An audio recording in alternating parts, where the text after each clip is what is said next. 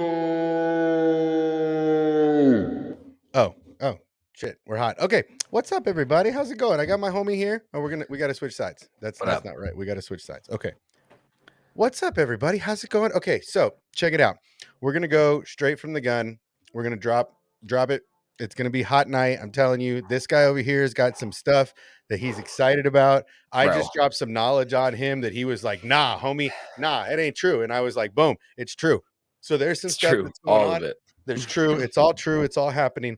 But yes, so we were in the backstage. That's why we were a couple minutes late, because I had to drop some stuff on Hawks's table right there and leave it for him to stew until a little later on. So as usual, here we are. It's middle of the week. We sometimes Tuesday, Wednesday, but AHSOKA dropped last night at a reasonable hour, so everybody could be part and have fun. And A blink and you miss it moment, man. I did. I'm telling you, you guys, I'm gonna drop something that I don't know if a lot of people saw, and then I'm gonna probably cut a short video on it and see if I don't get the haha from Disney. But yeah, man, we were chilling backstage. What's up, Showroom Sabers? How's it going? Let's get it going. I also enjoyed AHSOKA show very much. The first episode was a fantastic hour, which I really enjoyed, and then they followed it up with a second episode that, honestly, when it stopped, I was like, damn it. Yeah. I want more right now. Immediately. There actually, though, it's good that we get a break because there's so much stuff to talk about. There's so much to talk about. Crazy. Right? It just, the first episode. So we'll go back to the first episode. This was, I just want to get my timestamp. Okay.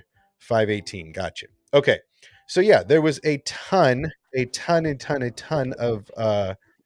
excitement, a ton of new information that we're putting forth.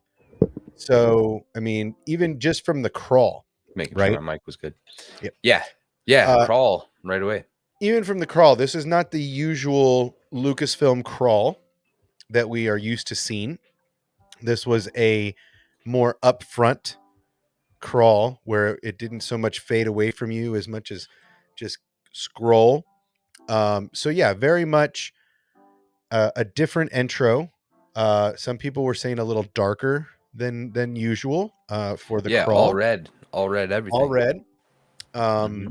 So yeah, even from the jump, Dave puts his signature stamp on the intro. He doesn't use George's typical, yellow crawl, fade away, none of that. He just went straight from the hip. Here's what's going on. And basically what they give us in this initial crawl is, I do love that the crawl has returned. Somehow the crawl has returned. We don't know how, but it came back. But so anyway, it gives us this quick summary about the evil galactic empire has fallen and a new republic has risen to take its place. However, sinister agents are already at work to undermine its fragile peace. A plot is underway to find the lost Imperial Grand Admiral Thrawn and bring him out of exile. Once presumed dead, rumors are spreading of Thrawn's return, which would galvanize the Imperial remnants and start another war. Former Jedi Knight Ahsoka Tano captured one of Thrawn's allies and learned of a secret map, which is vital to the enemy's plan. Ahsoka now searches for the map as her prisoner, Morgan Elsbeth, is transported to the New Republic for trial. So they give us this crawling intro. Now, I don't know how I feel about this portion. Okay, if I'm going to nitpick, which I think I'm going to nitpick a little bit, right? I can't Don't ask me about grammar, bro. I can't even say don't get me proprietary. Wrong. We're gonna shill like no shills have shilled before. So I'm gonna shill like you can't shilling believe. So for me, former Jedi Knight. Now I know this is Dave, and I know this is Dave's character, but was she really a Jedi Knight? Have they not said that like 1,000 times before in previously on the Clone Wars? Former Jedi Knight Ahsoka Tano. That's what I'm saying. I mean, how many times have they said that? I guess you're right. Or do they not? I guess you're right. I just feel like, she really stamps that in where she has no she's not a Jedi. She never completed her trials. She even talks about that with Sabine later in the how she episode. walked So away from I don't know. I don't know how I feel about even the intro. So the intro, if I'm watching The Crawl during the intro, I look over to my partner and I go, "Oh, they're gonna hate that shit." right? Because that's just something else. With these shows nowadays, you got to be spot on, right? Especially with little details like that. Yeah, actually, there's a little detail that they changed. They did basically the shot for shot of the mural. Yeah, we were talking about this the other day also. And I actually think that I know why. Like, Okay. so the change is that she doesn't have the staff, right? Well, there's a couple changes in that. The main thing to me is like, well, what the hell? I thought she was Ahsoka the White or Ahsoka the Gray. You Right, want to call her that at this point. I think it's because Dave is retcon. Ooh, dirty word. But he's not ready for her to be that person yet. He also said in interviews that he wanted that to be ambiguous of when that takes place.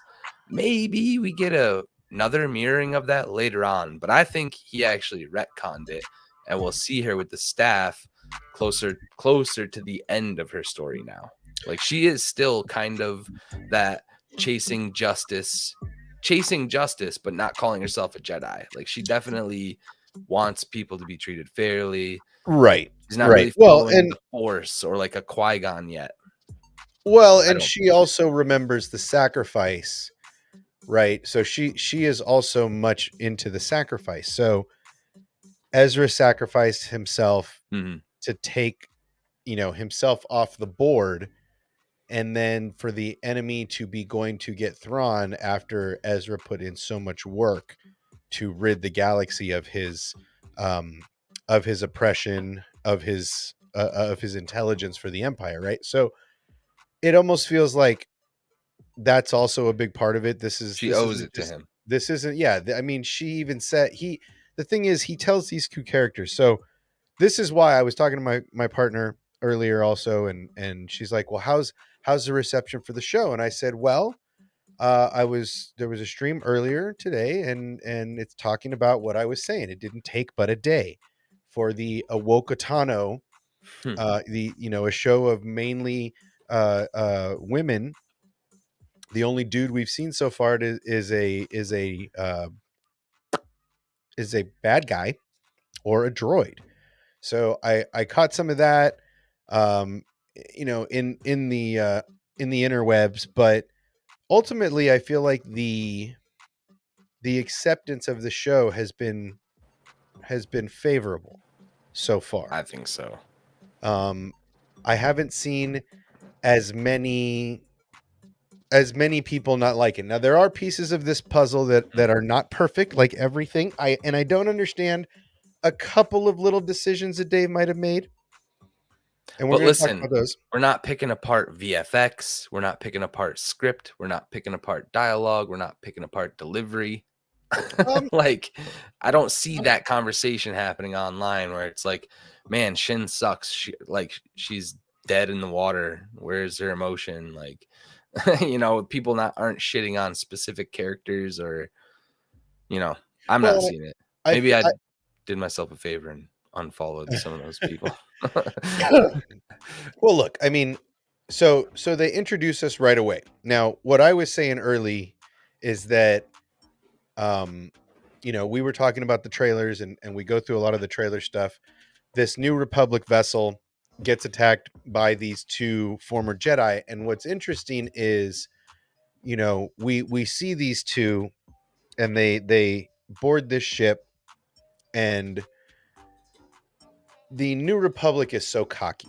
Number one, right? They are over the top with it, right? So these two show up. Yeah, can we talk about how the one homie was like, there's literally like levels of the Empire throughout all of the New Republic in that one scene? Yes. You can find, like, well, no shit that the First Order was able to come in and take over so easily. Like, you didn't vet any of these people. You just gave them all jobs. Right. Dumbasses. Sorry. It's No, just like, no. I was blown away by that. Like I understood somewhat of like what that was happening in Andor, but to Right. have them all be just like, yeah, sure, here's a job. Go ahead, continue doing what you're Right. doing. Right. Like, Just continue hell, building what you're building, right? So yeah. we have this New Republic doofus. It's this captain that's in charge of this vessel, right? And he basically challenges these guys, and so Mhm. they're hired by Morgan Elsbeth. So where they were during the time of the Mandalorian series when she got captured, we don't know. But we come to find out that these two are Morgan's hitmen, basically. She's got 3 of them. She even has a Sith Inquisitor and Mhm. Marok.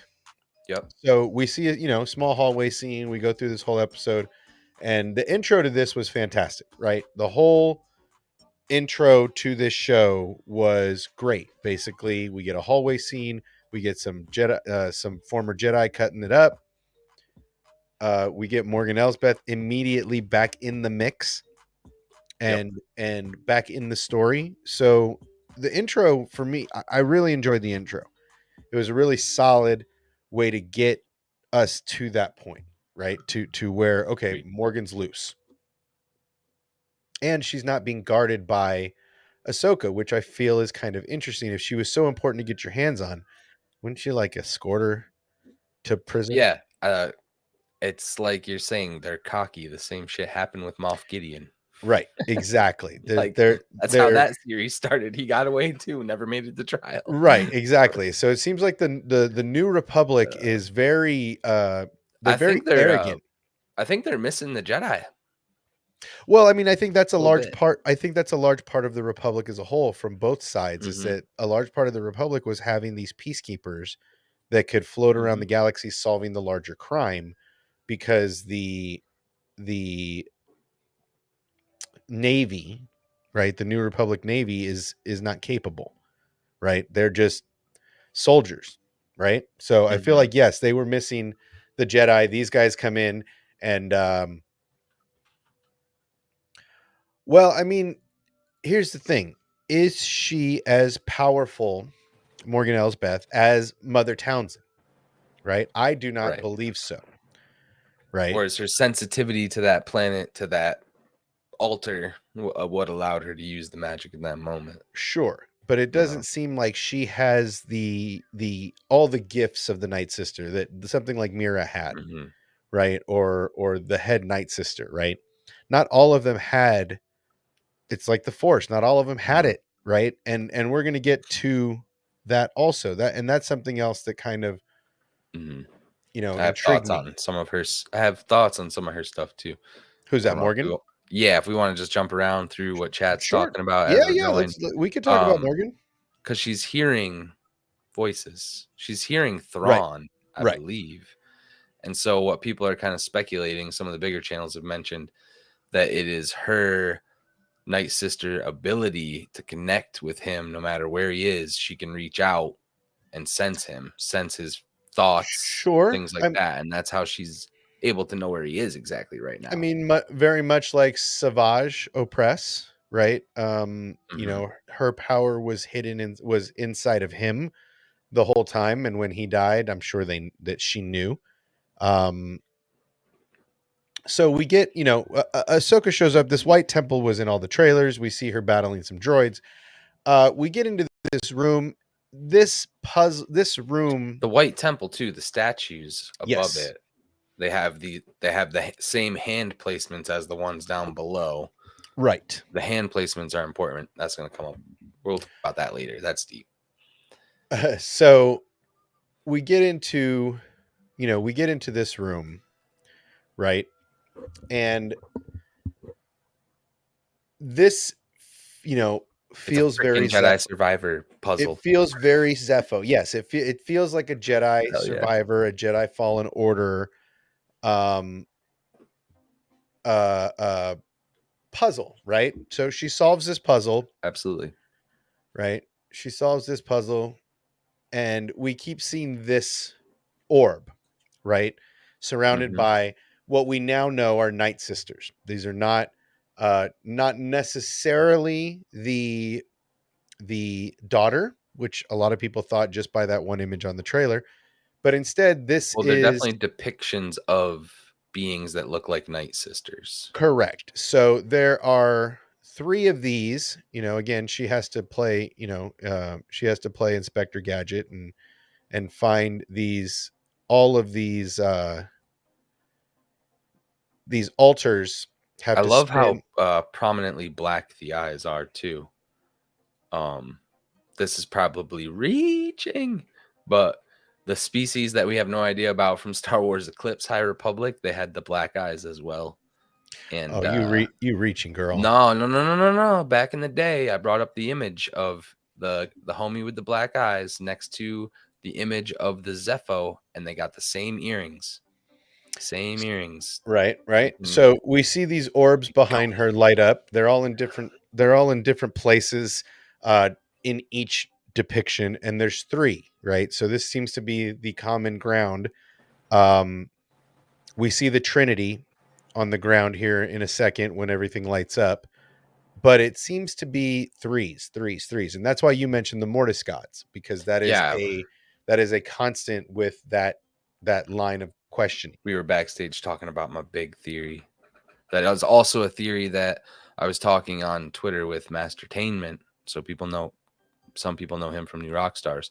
But I agree with his theory on this, and that these are actually depictions of the Mortis gods. No, in fact, it comes to find out that this was actually a what would be a Night Sister temple. Yep. I believe when all of them come back to this spot, Morgan, Well, this isn't the same Balin, spot as the other planet. didn't they meet here at one point? No, And this we're is like, Arcana, and the other planet is Cetos. Dan, But there's a link for you in the Discord if you wanna hang. Anyway, so we go. She figures out the puzzle. The orbs all light up. The Trinity opens a keyhole, and out pops this black. And what this really reminds me of is the Fifth Element, yes, right? It feels like Dave. That was 1,000% a call out to that. This was definitely a call out or an homage to the Fifth 100%. Element, and the way that those stones were configured and the way that those stones were built. This looks exactly the same. So, real quick, Take your time. Get home safe, Dan. yes, this right here. So, real quick, the orbs. I believe it is an astrium, which is in the video games. So this, and it's going to sound convoluted, this essentially is a Zepho built temple. My big theory that aligns with this other theory is that, like aliens or gods, when they come to us as humans, how are they depicted? They look like us. So whenever these Zepho, and I actually think they're the Mortis gods based on hand placements, and they're just building the temples based off their worship of these beings. But I think that the Mortis gods appear to each race as they see themselves. So this temple, they all look like Night Sisters. In the first video game, when you see all the hand placements, they look like Zepho, because the Right. Mortis gods did appear to the Zepho. They're just a much more ancient race. So it's a thing that has happened to us as conscious beings time and time again, I think. And I fucking love that theory. Well, and then we have finally the reward, just like in every video game that we're playing during these Jedi times. The reward is the sphere. Now, the sphere, we come to find out in a little bit, is basically a map. So we get to see now. This is another, I guess, complaint, I guess, that some people were talking about, that I guess the saber stuff was a little slow. I missed it in the trailer, but when she cuts the floor the first time, she's not even holding the damn things. No, that's what I was the saying ground the other day. Is she just like a throws can them. opener, like an electric can opener, Yeah, just does yeah. it itself. Exactly. That was sick. I liked the fight sequences. I thought it was great. I mean, it's Um, droids. I like how she's using her intelligence to fight the droids. I find it interesting that the destruction is not from anything in the temple; it's from the droids using their combined self destructs. So, but yes, she has done this before, where she uses her sabers to cut holes in things or to, you know, they're very utilitarian for her, yeah. right? So yes, then we come to find out our droid friend is co-pilot. So in regards to Ahsoka and her companion, he's her co-pilot. What is He's it? one of my Hang? favorite characters. Hang? Hugh Yang. Hugh Yang. He's I'm gonna fuck that up a probably whole bunch. yeah, he's probably one of the oldest living sentients that we've met. Well, Other and than Z from the video game. a lot of people don't know that Hugh Yang, am I getting that right? I think it's Hugh Yang. Yep. Okay. Has been around for a minimum of 1,000 years, and has seen the construction and the build of every single lightsaber in the Jedi Order since his time of creation. That is his purpose. That is his programming. And that's why when we get a little further into the story, we see him be able to identify sabers just by their image and their design. Almost all of the sabers. Almost all of the sabers. Now, we move forward, and we're going to move forward now. We get our first introduction to Hera Syndulla. Now, he's going to be a big part of the whole series, I think. Yes, I concur. So we get our first look at Hera. We get our first look at Elizabeth Weinstead. Did I get it right? Yeah, sure. Is that her name? Chat, help me out. Anyway, she does a fantastic job with the character. We're having a lot of fun with it. Then we start looking at the holographic imaging. Basically, the New Republic asks for everybody to come over because they're going to, Hera, General Fulcrum. I like that they're still calling Ahsoka Fulcrum at this point. I think that's a real interesting point as well. But they get a look at the assailants, and come to find out they have the Force, they have lightsabers, they're quite powerful. All of these things are very important in the investigation. Now, we continue to move forward. We're just gonna do a little get through this boring conversation. So I don't know how everybody else felt. This is why I don't do lives. So I don't do live watch parties because I get quite emotional, right? I have to be completely honest. This show made me quite emotional. So, seeing Ryder Hazadi in live action, the actor coming back to play the character he voice acted was fan-fucking-tastic. Right? I mean, I literally was clapping my hands and stomping my feet with excitement at seeing Ryder as the governor and of Lothal. Also, we get to see another callback to Rebels. I don't know if you caught this or not. Chat, put a 1 in the chat if you caught the next bit and bob we're talking about. We're going to put a little bit of closed caption on so we can get the names. So they talk about Commander Bridger. They talk about all this, and we get a conversation with our senator. And I don't know if you guys caught this, but this is Senator Jai Kell. Jai Kell was Ezra Bridger's buddy from the Imperial Academy during Rebels. He was the one that was working as a spy for the rebellion as a cadet, got promoted and sent off world to the Imperial Academy during the times of Ezra. Jai Kell then becomes Senator of Lothal after the Imperials are gone. So this is Crazy. another brilliant pearl thrown in by Dave Filoni that if you guys aren't paying attention to these little things, or if you haven't caught the Rebels show, the animated show, you're missing out on these little pearls, because literally I was like, oh shit, it's Ryder Hazadi. And then I was like, oh my It's Jedi. right? Like I was literally losing my mind at the amount of detail. Why? Because it's Dave's show. Yeah. Because it's Amen. Dave's show. And because Dave was an integral part of Rebels, created these characters. This is the little stuff I was talking about.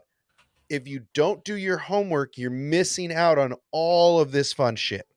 This was a great moment for those of us that caught Rebels. So let's see. Let's get into the chat real quick. Yeah. Maximus thought that was him. Couldn't remember. Yep, that's Jai Kel. That was our spy for the rebellion. Yep, Everybody loves Hugh Yang. He's mad old. Yeah, Hugh Yang, 25,000 years according to Wikipedia. So he has seen everything back to the High Republic. Yeah, back I to mean, the even old Republic. Yep. Back to potentially, here's the thing that I love the most, potentially having seen the creation of Tar Vizsla's dark saber. Ooh, I didn't know if you were going there. Oh yeah, Dawn of the Jedi. We're putting him in there, and but if Mangold think doesn't about it. cast this homie, Tar Vizsla was a big part of the dark saber. Is a big part of the Mandalorian lore. Potentially could Hugh needed Yang someone to help him craft it. Well, he was part of the Jedi Order. He went on a gathering. They did the whole Megillah, right? Shit. So he could have helped him build the dark saber. That's that connective shit I'm talking about, dude. Right? Bro. No, I'm not doing it. This right here. But listen, like if they ever find, but listen, like I'm just saying. I know, but okay, the dark saber crystal is like gone, right? Doesn't matter. It's a style. If it's ever found again, if they ever go through the rubble, find it, he could rebuild the hilt. Potentially, the saber crystal could have survived, right? That's what I'm saying. Like if it's just, we may see it again. Grogu may be wearing it on his neck until the time where he has to rebuild it. We don't know what's in his stuff on his new place on Navarro while he's fishing with Dad doing the Andy Griffith show. So anyway, Jai Kel, big shout out to Jai Kel, right? Yes, Apocalypse series, absolutely. I want to see this character in so much stuff now. I want to see him in the High Republic stuff. I want to see him in all of this crazy stuff that's coming out. This is a character that could bind us. This could be an anchor character that could bind all of these timelines together. Big stuff. 75% original parts over 25,000 years, bro. That's insane. Hell yeah, that's pristine. Holy shit. That's amazing. But that shows you the level of sentient, the level of sophistication for sentient beings back during the High Republic era, right? Like that's true. That's not just a protocol droid, right? It's not just a C series droid. Like he is unique. He was built by a Jedi who made him unique, much like 3PO.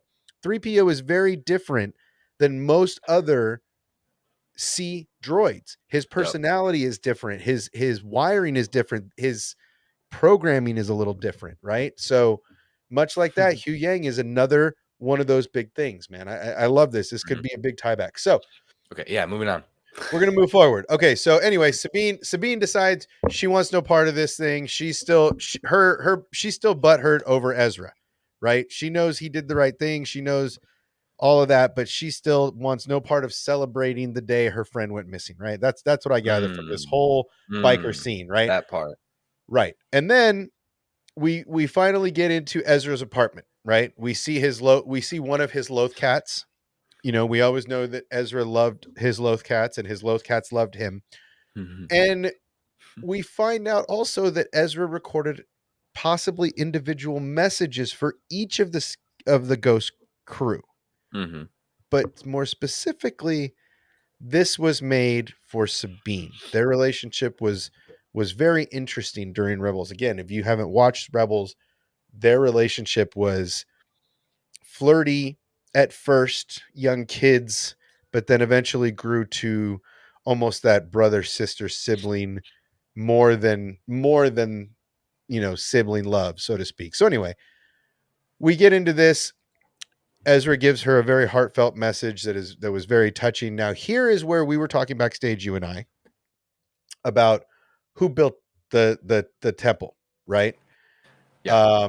And Morgan says something unique. Now I'm going to pull this offline until I see it.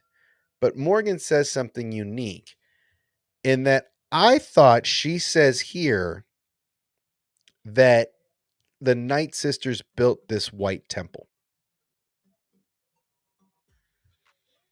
And that I would have missed. Would have been something else I missed. Why did it?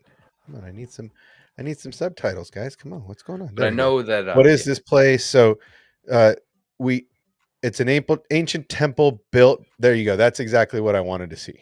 So, Shin asks outright, "What is this place?" And Morgan Elsbeth says, "This is a temple built by my ancestors." So automatically, I Love it. am reading this as that white. Here we go, right here. I'm going to put it back up now that I found it.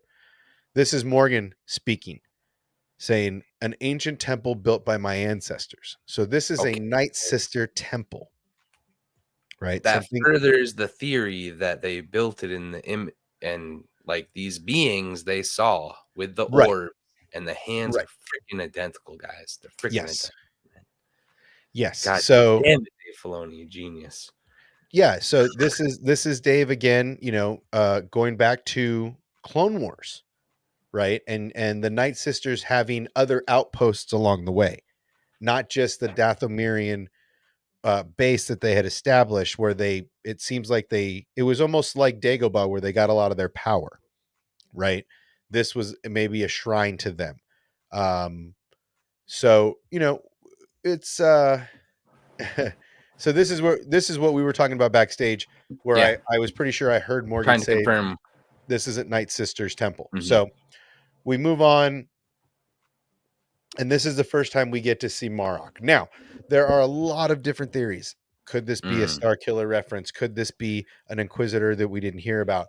Could this be, I've often said, could this be Ezra Bridger? But knowing that they haven't found Thrawn yet, I'm going to go with a big negative on that. So they talk about, who has the map. They send Marok to go do his duties. Now, Sabine has a very interesting dream. I'm wondering if they're going to show me. Oh, I got to get this off the screen because I am not looking for copyright issues today. So, Sabine is having a dream, much like Ezra used to have. Distant clinking and chattering. Bridger, it's, she hears Ezra saying, "It's all up to you now." And remember, the Force will be with you always. This is in Sabine's dream, right? So she's Yeah. dreaming of Ezra. She wakes up, says Ezra's name, right? She wakes up knowing she was dreaming of Ezra. Now, we go into a little more detail. So here's the elephant in the room.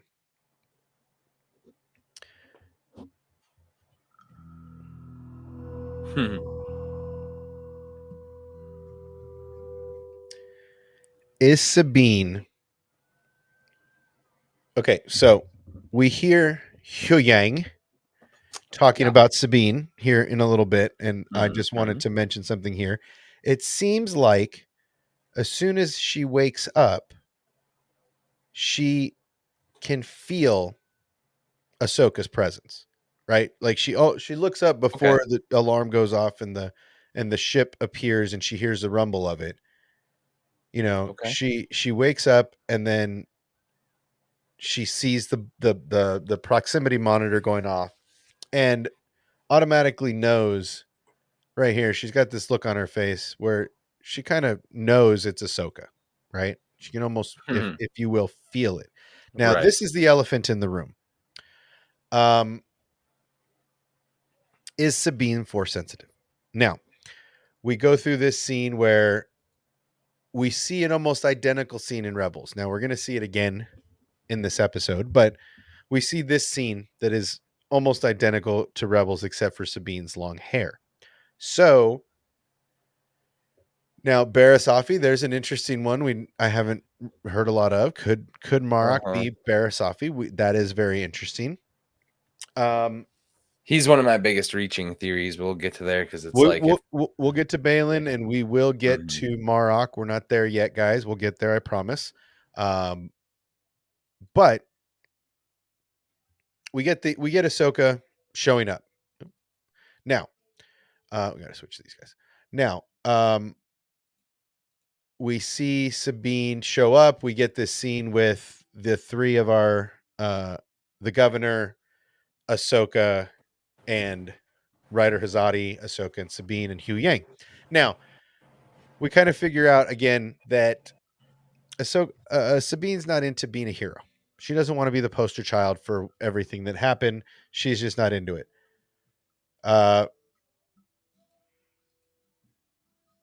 AHSOKA comes to Sabine with this map, and she basically baits her, saying she might have a way to find Ezra. Now, this puzzle, long story short, they talk about all of this fun stuff. And then we get to I feel like what is the most important part of the episode, minus the map, minus all the intros. Hu Yang is in the back after AHSOKA gives Sabine the map and she starts to play with it. She even says that, I need to go somewhere to think with this thing. I can't work here, right? She just doesn't feel comfortable being in her old Jedi training area, right? So Hu Yang takes Sabine into the back and they have this conversation about the lightsabers. Now, basically, he says he goes over all of his archives and he finds in the 500 years, this design has only been used once. Mm-hmm. And that's by Balin. And they start to talk about Balin. But he says, I don't have any record of the second saber. So, number one is... I just want to say this one time. I was right, bitches. Not Kanan's. Just saying. That is not Kanan's saber. That is not Kanan's saber. That is not Kanan's saber. Hey, fanboy dreaming. I'm never gonna stop. Put that dream. Good night. So we see this. What's cool about this is that it confirms that Shin was not among any Jedi he's ever known. Correct. And that she has been recruited, I believe, as a Padawan of some sort. Correct. Or raised as such. And I am still I know I keep saying this Legends group name. It's the Jensari. But in theory, masters aren't always the ones to teach people how to build their sabers. Are there other people in their organization that they know that helped her build it over the years? Because, I don't know, years of training, finding the parts, etc. I would think that would take a team of people sometimes, in theory. Cool. Yes. So we get to know his name. AHSOKA finally gets to know who she's up against. And we find out that it is Balin Skull. Now,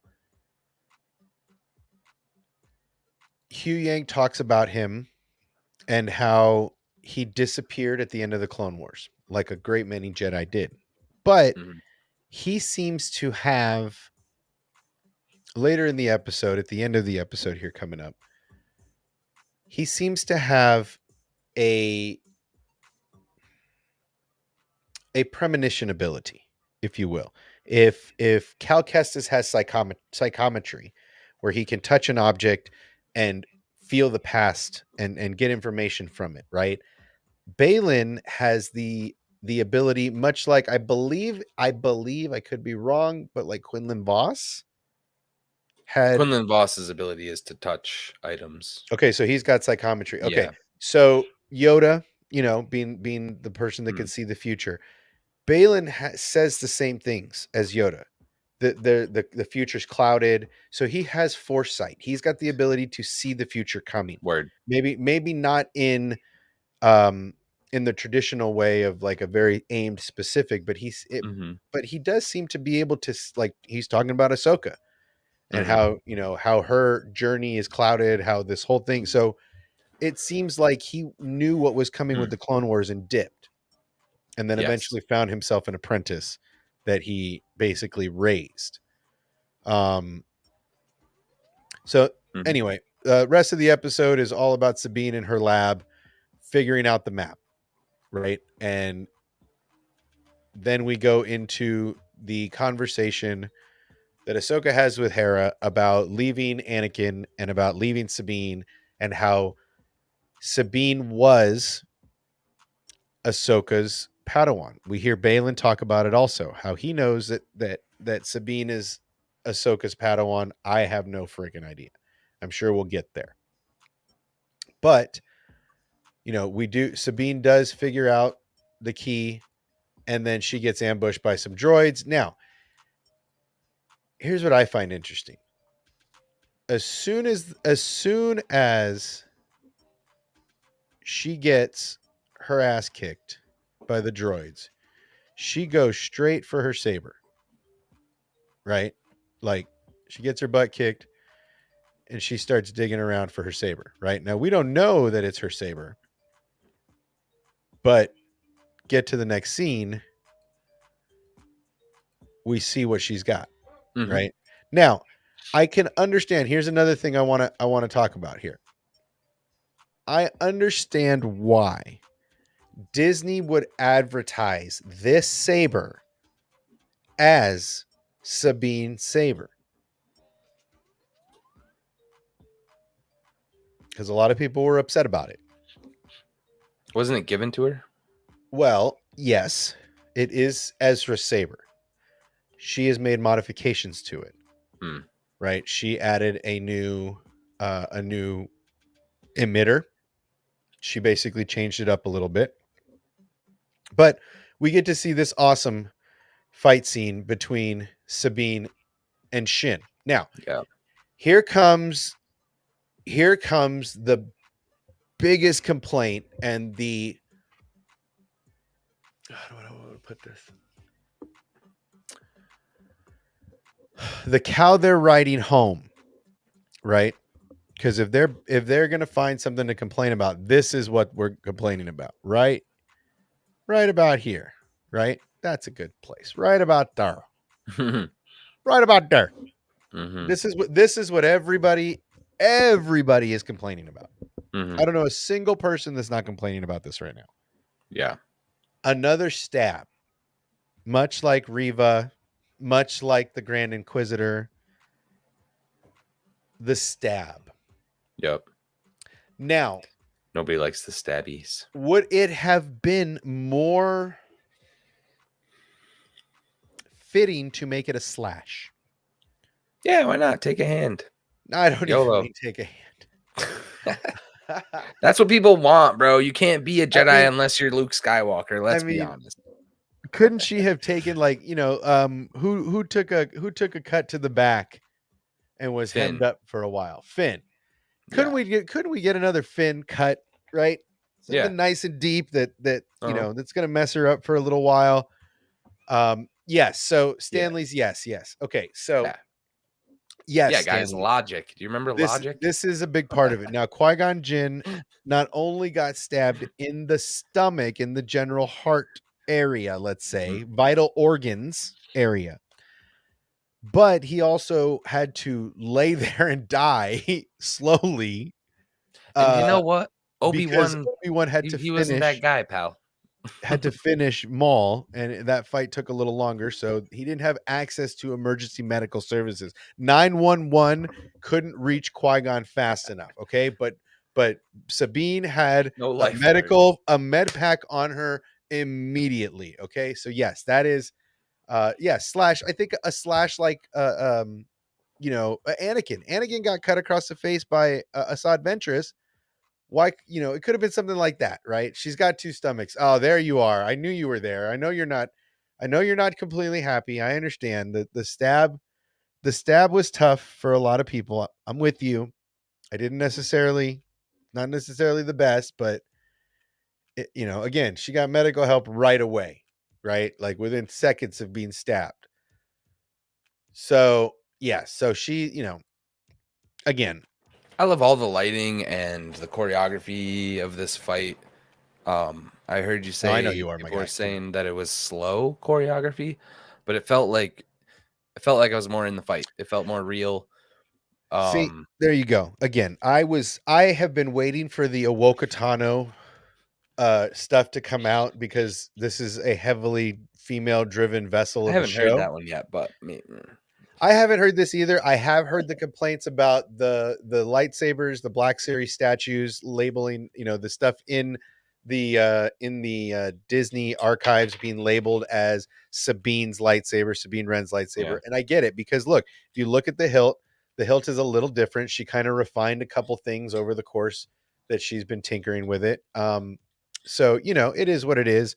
They marketed Ray's You know, staff toy, and it came with all these attachments. One of the attachments that literally came with it was a purple lightsaber, and I thought she was going to attach a purple lightsaber to her goddamn staff.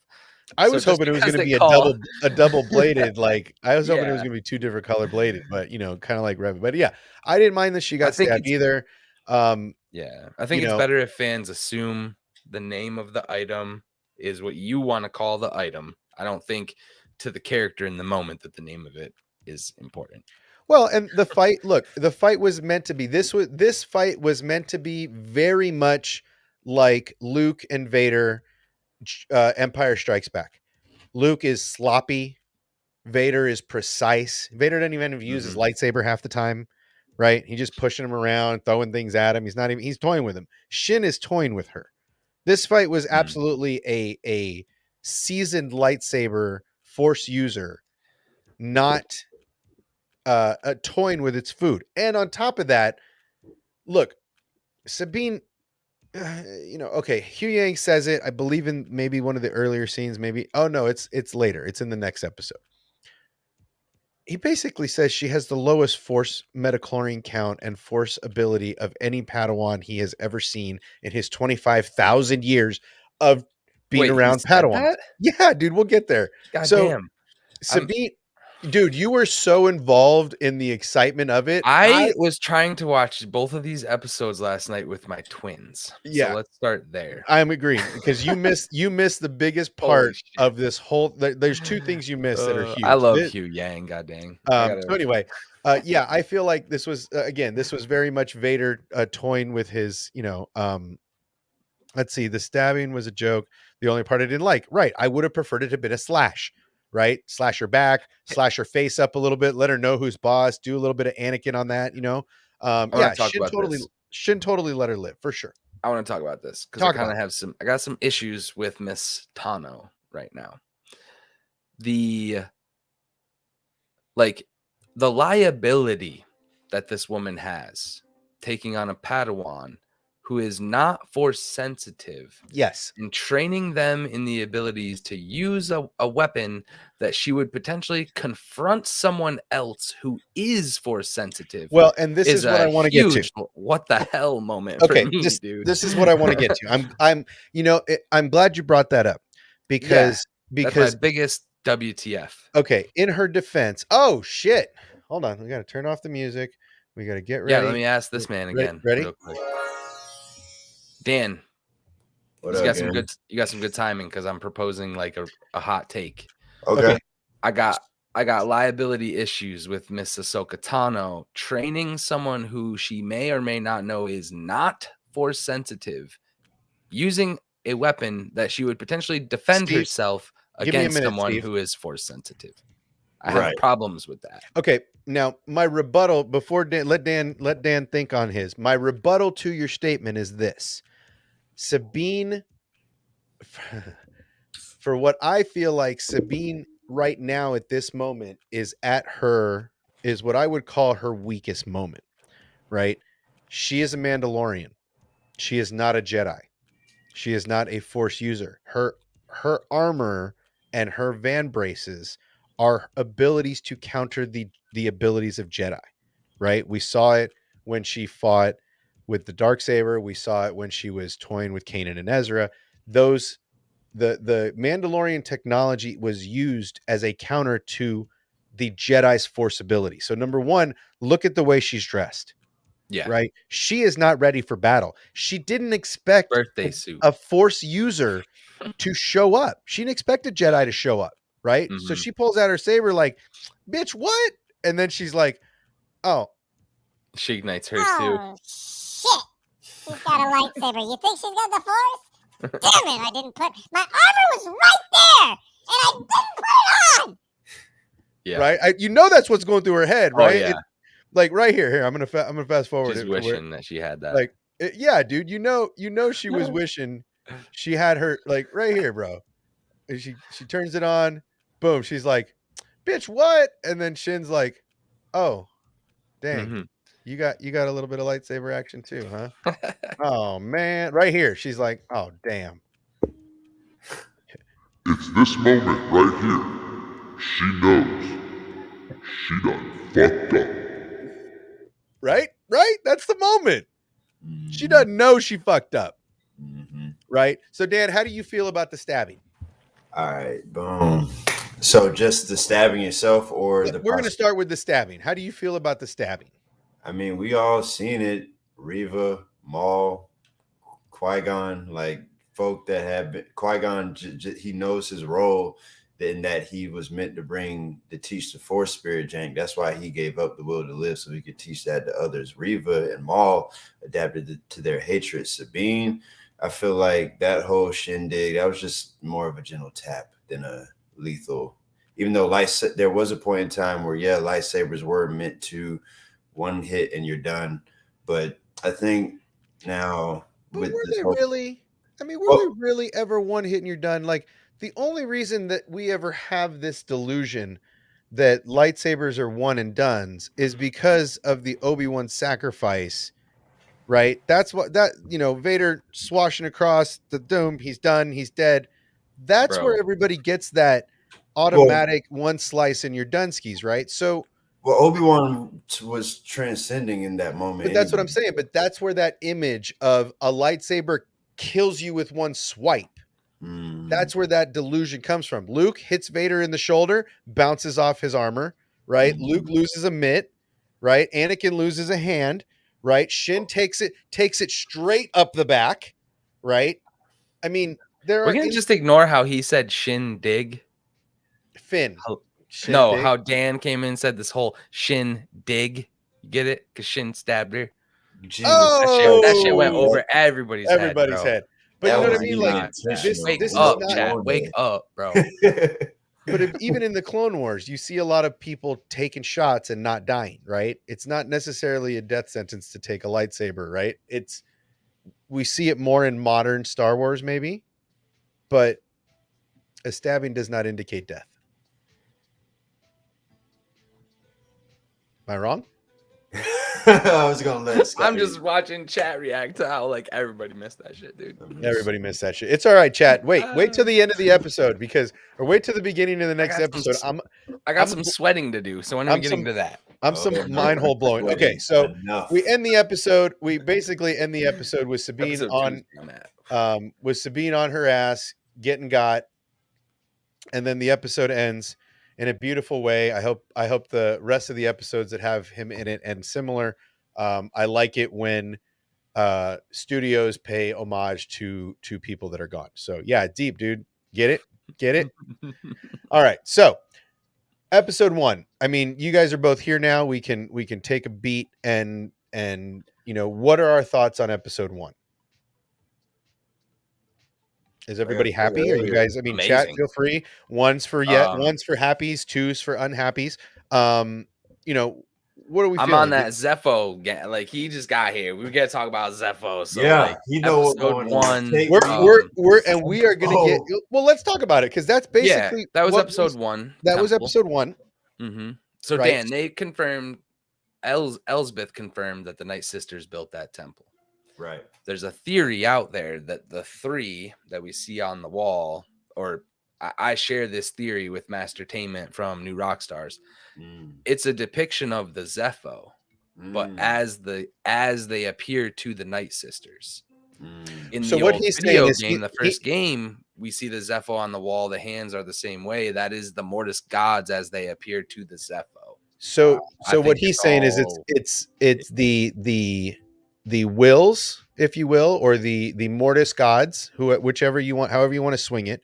The mortis gods appear in the form of whatever race is currently worshiping or practicing Jedi ways. Well, Screen Crush did an excellent video depicting that whole thing. I'm gonna and- pull up some images if I Yeah. You know you have control. You do it. okay. You know you got co-host abilities.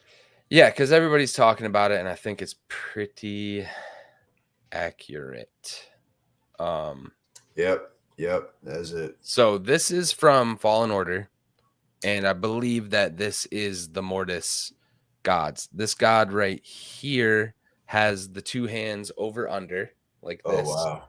The wills, if you will. Yep. This god over here has the one hand underneath, like the daughter, Mm-hmm. and the one in the middle has hands together to represent the pride and like the overarching vision of the father.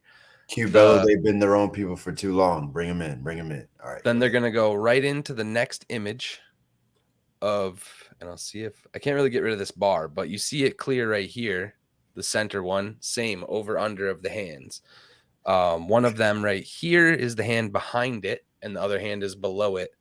And then this one on the right hand side, the hands again are clasped. And this one on the right hand side is the statue, the main one we see. Again, you can see the hands are in a cloak clasped together. I think that it is just the Force, the Mortis gods appearing to each race throughout time. They all have astriums in their hands here, just like the Zepho temples. I mean, it all makes a lot of sense to me. Yeah, dude, I agree. I think with the whole Zepho thing, it's like, And then the hands with the daughter, the daughter's hand is low, the Yeah. son's hand is clasped in a Yeah. fist, and the father's is behind, so no, it's definitely them because they have a connection to there's the Mortis gods, the Mhm. first ancient beings, all this other ancient stuff going on is a part of the bigger plan. I think that AHSOKA will definitely explore, and I feel like this is a perfect opportunity to explain how Tor Valum executed the entire race, but that's from Dan's own personal happy theory. I like to. I'm really am curious to see how, because everyone is saying the Zepho they're extinct, yada yada, but then you hear them say Morgan Elsbeth say something like not necessarily, because they left our galaxy. You hear Endo Cordova in Ouch. Survivor say that they left the galaxy at the last known is of them leaving this galaxy. Cordova and Morgan Elsbeth said the same thing. Yeah. Mhm, Yep. mhm, Yep. mhm. So there. Yeah. Which one are you? If they're The gone, other thing is they have the Trinity knot on the floor in that white temple. And we know that the present day galaxy and Mortis, they call it like Christianity, the Father, the Son, and the Daughter. It's like the Holy Spirit. The Wiccan religion, deep Irish roots, the Wiccan, a lot of people refer to them as nature witches. They're three. The mother represents creation, the maiden represents innocence, and the crone, dark side, all that represents is wisdom. So that's how the witches depict this. I think that even go further back, I would say that the Zepho would maybe more align with the pagans, who symbolized it as body, mind, spirit. So it breaks it down at an even deeper level. And I think it's all just a reflection of religion through time. It is. I can see that. I just think that I thought that one depiction you had pulled up with the female-looking architecture with the black eyes, I know that was thought to be Abeloth at one point, because it's like if you are going to bring this is in the this is how the Night Sisters built their temple. The Yes, that is a Night Sister temple. Depiction. Yes. So this was based on their depictions of what it was, just like we drew the mural of the Father and the Son, right, and the Daughter. So, and Anakin and Ahsoka and Obi-Wan have first-hand knowledge of what those Mortis gods even look like. So but that's the way that they present themselves to humanoids, right? Exactly. So we see them in the form that is most acceptable to us. Well, even still with that obsession, Ezra saw the mural of them. Right, So but that was drone that was drawn by Jedi, right? Because it's a It's like Jedi temple. So they Alanis Morissette in Jedi Dogma. drew that. Okay. yeah, I mean it's a Jedi temple or somebody, you know, a Jedi, whether it's this iteration of temple or a previous iteration of temple, ultimately those temples are built by Jedi. And That it boy Steve. it comes down to it comes down to uh they're kind of received as a form that is acceptable to, you know, because if they showed up, if the Mortis gods looked like Zephins, Mm, would Anakin and Obi-Wan have been as trusting? Right, it's a trust thing. You trust people of your own species a little more than you trust the other species, right? So ultimately, not knowing what the Zepho are, because Anakin and Obi-Wan have never seen them, they might be threatened by them looking like that, or by looking like Night Sisters because they've encountered the Night Sisters. So I think that the Mortis gods show up and present themselves as your same species to make you more trusting initially, right? mm. So you're not so off put, right? Now, That's I what I'm think. really curious about is what was the message that the Mortis gods taught Anakin, Ahsoka, etc.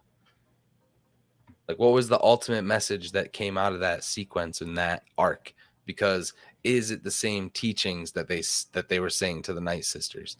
Is it the same story that the Zepho are hearing from Well, the I mean, Force?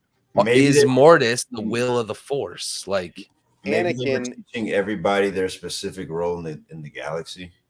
Anakin was unique. That's why they pulled him to them, right? Anakin so was is unique. there some chosen one each era that was pulled to Mortis, and that's why these depictions became Potentially, or it could in have been temples? like the Wills visiting Yoda, Well, that Because just so showing the up in. father and the son and the daughter's depictions were already in existence before Anakin went in there. Yes, because Okay, because okay. of the Lothal temple, even though it was past the time of Anakin, and when he met the So Mortis Lothal's gods, temple had depictions of the Mortis gods previous to our knowledge. So we don't yes, know who built that that's temple. what I'm That saying. It could have been a Jedi from earliest, 10,000 years ago.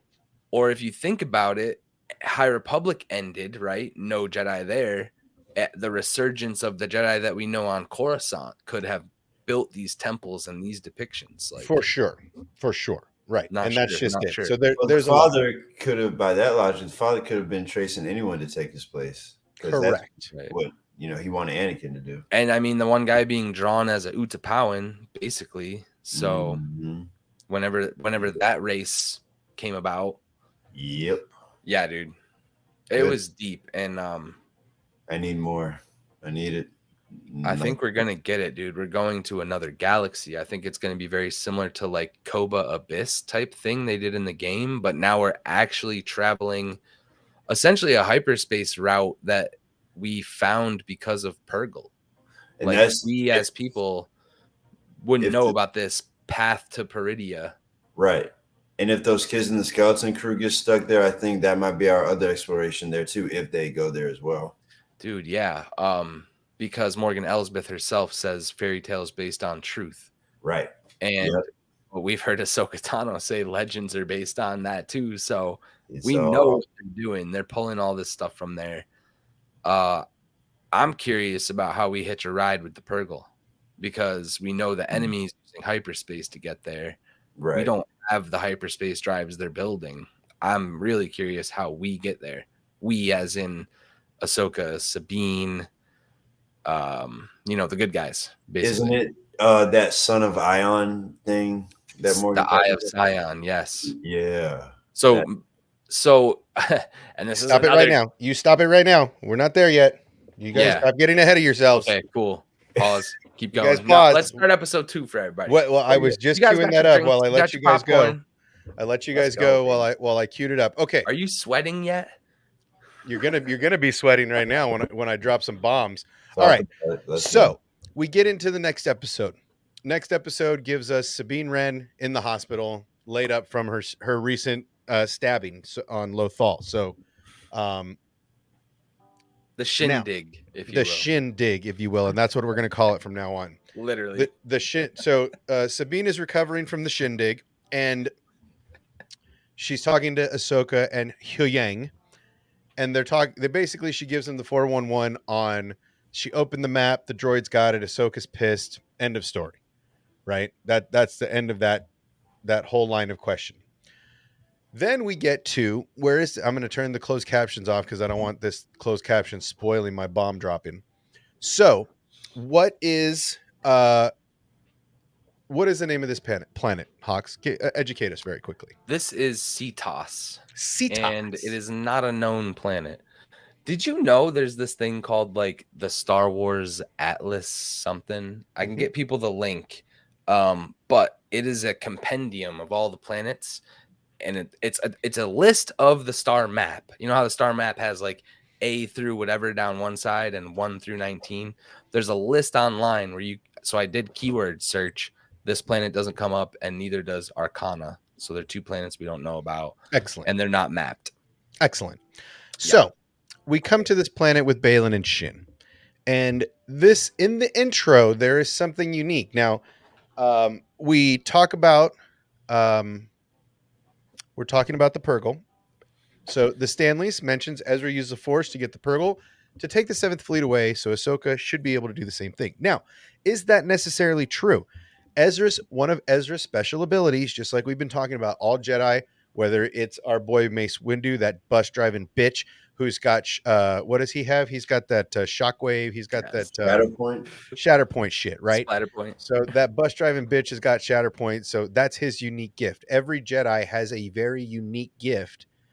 Cal Kestis has psychometry. He's able to, much like Quinlan Voss, he's able to touch an object and get a read of the past, right? So even here in this show, we get some of that with these unique characters that we'll get into closer to the end of the episode. Stick around. But initially, we don't know if Ezra or if Ahsoka is going to be able to do the same thing with the Purgle, because Ezra, that was something unique to Ezra. So moving on. Any thoughts on that before we move forward? Oh, I think we're definitely going to see it as the episodes unfold. Okay. So, beast control. There you go. That's basically it. Yes, beast control. Okay. So, we're going to dive into this now. We get into the episode, and this is, again, the intros for this season have been fantastic. Before we get to the name drop, they've been fantastic. So, we get to this planet. We don't know who built these ruins, right? They don't even know. Morgan Elsbeth mentions it. We're going to go through this again, just so that everybody has in fact, I have to turn the closed caption back on. That is a witch's coven they're in. So basically, we move forward. We can't play. Our Jedi friends are not Jedi friends, Baylan and Shin, who is the inductee of the Shindig, come to this what seems like a Dathomirian temple, right? Because it's just got that dark feel to it. They put the orb in the middle. It does a little dance, and then they decide to call Morgan Elsbeth. Baylan tells Shin, call Morgan, let her know we got the key. It's in the keyhole. Now she needs to come do her magic. However, huge parallels to Tython. Also, huge parallels to Tython. Yes, this has a very similar vibe, but it's got a center pedestal that seems to be specifically for an obelisk, much like this.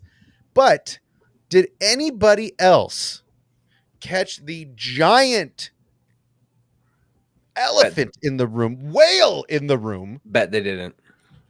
In this scene, in this intro, type of 1, don't let it out. Don't say it, chat. But if you saw it, put a 1 in the chat. There's no if shot. you didn't see it, you know what the shit I'm talking about? Put a 2 in the chat.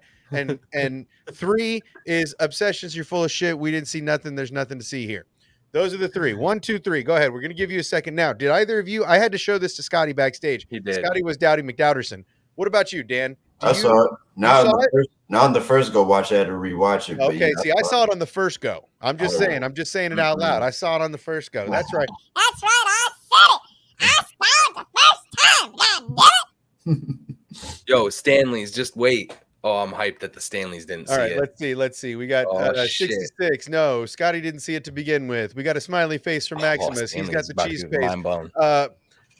Blazer Hawk Darren, I'm gonna blow your mind hole here. 1.5, Don. So that means you saw it, but you might not know what you seen, or did you see it, or did you hear it and not see it? Because a lot of Bro, people heard it and not nobody see it. saw it. So, okay, 3. We got a 3. Oh Obsessed my is full of shit. We got a God. bunch of 2s. All right, 2. A lot of 2s in the chat. All right, Oh shit. now, Dude. am I gonna blow your guys' mind? Come on, Q. You got to put a 1 or a 2, my guy. I got to know. We're waiting You for saw Q. it.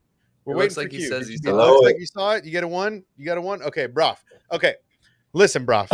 Both of them. Chat, enough of you have commented. Did you know the Purgle are in this scene right here in the intro? Did you see it? Let's go again. Did you see the Purgle? 1 for everybody that saw the space whales, 2 for people that did not. Team 1, baby. Yeah. Team No 1. shot. I had to show Scotty in the backstage. That's why we were late, because I had to find the footage. I had to Watching find it the with receipt. 8-year-olds. Sorry. Maximus Watching with 8-year-olds, they were screaming, bro. I get it. All right, a lot of 2s. All right, here it comes. So we fast forward here, and I know exactly where it is because I had it marked Right there. right there. Okay, so in this scene, as I heard it before I saw it, but I was hearing the sound of Purgle in this entire scene, kind of sus in the background. And then the last scene, as he's looking up at the obelisk, said the same thing. I was screaming. I was like, holy shit, it's the Purgle, right? But right here in this scene, we get an image. It's going to be right here. In fact, it's right here. If you look on screen, it's you might have to zoom in. I'll give you the timestamp if you want to go. It's 5:21 to 5:23. You see the Purgle. Y'all, quick. It's quick, and it's right here. This is it right here. Okay, and I'm going to play it for that 2 seconds. If I get copyrighted for that, right there. I don't know if you see it. It's moving right there. Wait, right there. Yep. Boom. This is a Purgle. So I'm gonna play the 2 seconds. I'm gonna risk my YouTube career just for you guys. But again, pay attention to right here. You can see right here is where we're looking. Okay. Right there, dude. And it's just a split 2 seconds, bro. Oh. Right there. Right there. Right there. And you see it. So you big beautiful bastard. What? 5:21. You need to replay that again, because I thought we were talking about a completely different scene. No, bro. Oh, look. yeah.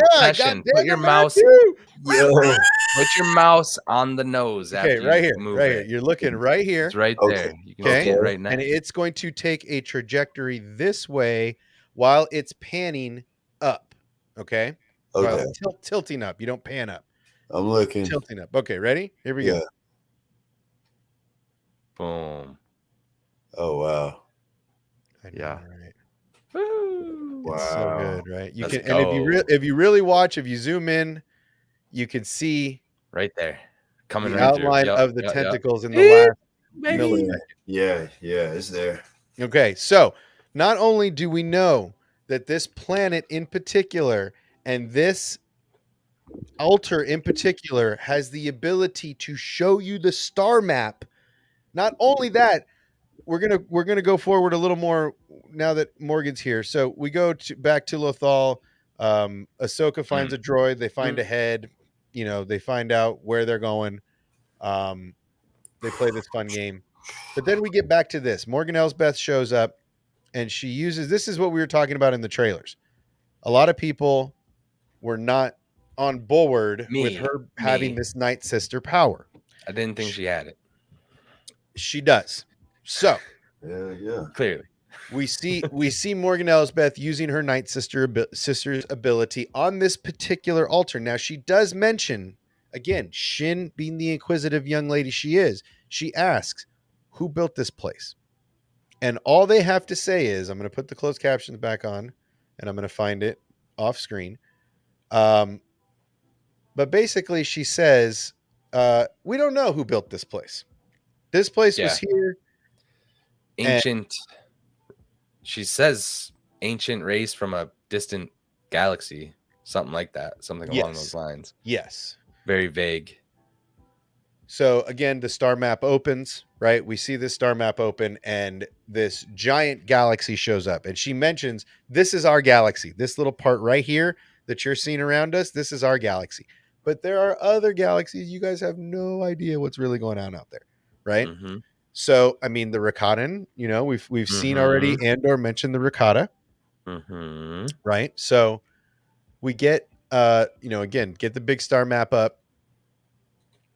These two are befuddled. They're like, what the shit? Okay. And then the most important piece, we're going to stop it when it gets there. The most important piece of this whole thing is we see, not only do we see the star map in the other galaxy, but this is what Scotty thought I was talking about right here. So initially he thought, oh, well, yeah, the Purgle. Everybody saw the Purgle on the star map, you dumb shit, right? Everybody saw those, you dumb motherfucker. Chad did Right? not say that. He said it. He was like, Like, you dumb motherfucker! Didn't you see the Purgle on the star map? I saw that, you dumb son of a bitch! right? And I was like, no, bro. I was trying to show you something else. Anyway, we see the Purgle on the outline. This looks very similar to the World Between Worlds doorway, right? Number one. So this looks the outline of this star map looks very similar to the World Between Worlds door, but Yes, we sir. With see, the Purgle going around it, like, come on. right, it's got the Purgle going around the it, all wolves in the Jedi temple. right? Samesies, right? So, you know, so basically they talk about, now here's where it gets tricky. Chad would right? probably really hate it if space had World Between Worlds portals, wouldn't they? Yes. So, okay. So Morgan It's called the mentioned- path to Peridia, guys. Like, so the possibilities are endless. Just open your minds. Just open your minds. so please. we get Morgan tells us that this is the map to Grand Admiral Thrawn is where he's banished. There's a laser pointed right at him, right? Where on the trajectory. Now, how in the shit they know this from some ancient stuff? Like, oh yeah, this is where he's banished. I know it. How the hell you know it? Number Well, one, it's the knowledge they have of the Purgle. It's got to be. again, I'm still Whoever befuddled. has. Because Yeah. she said that he's been like having her on speed dial in the Okay. midst. So yes, this is our friend Balin says this is a path to Perithia. Now, Scotty, you want to give us some background on what this is? There is no background on it. Nobody has ever heard of the term online.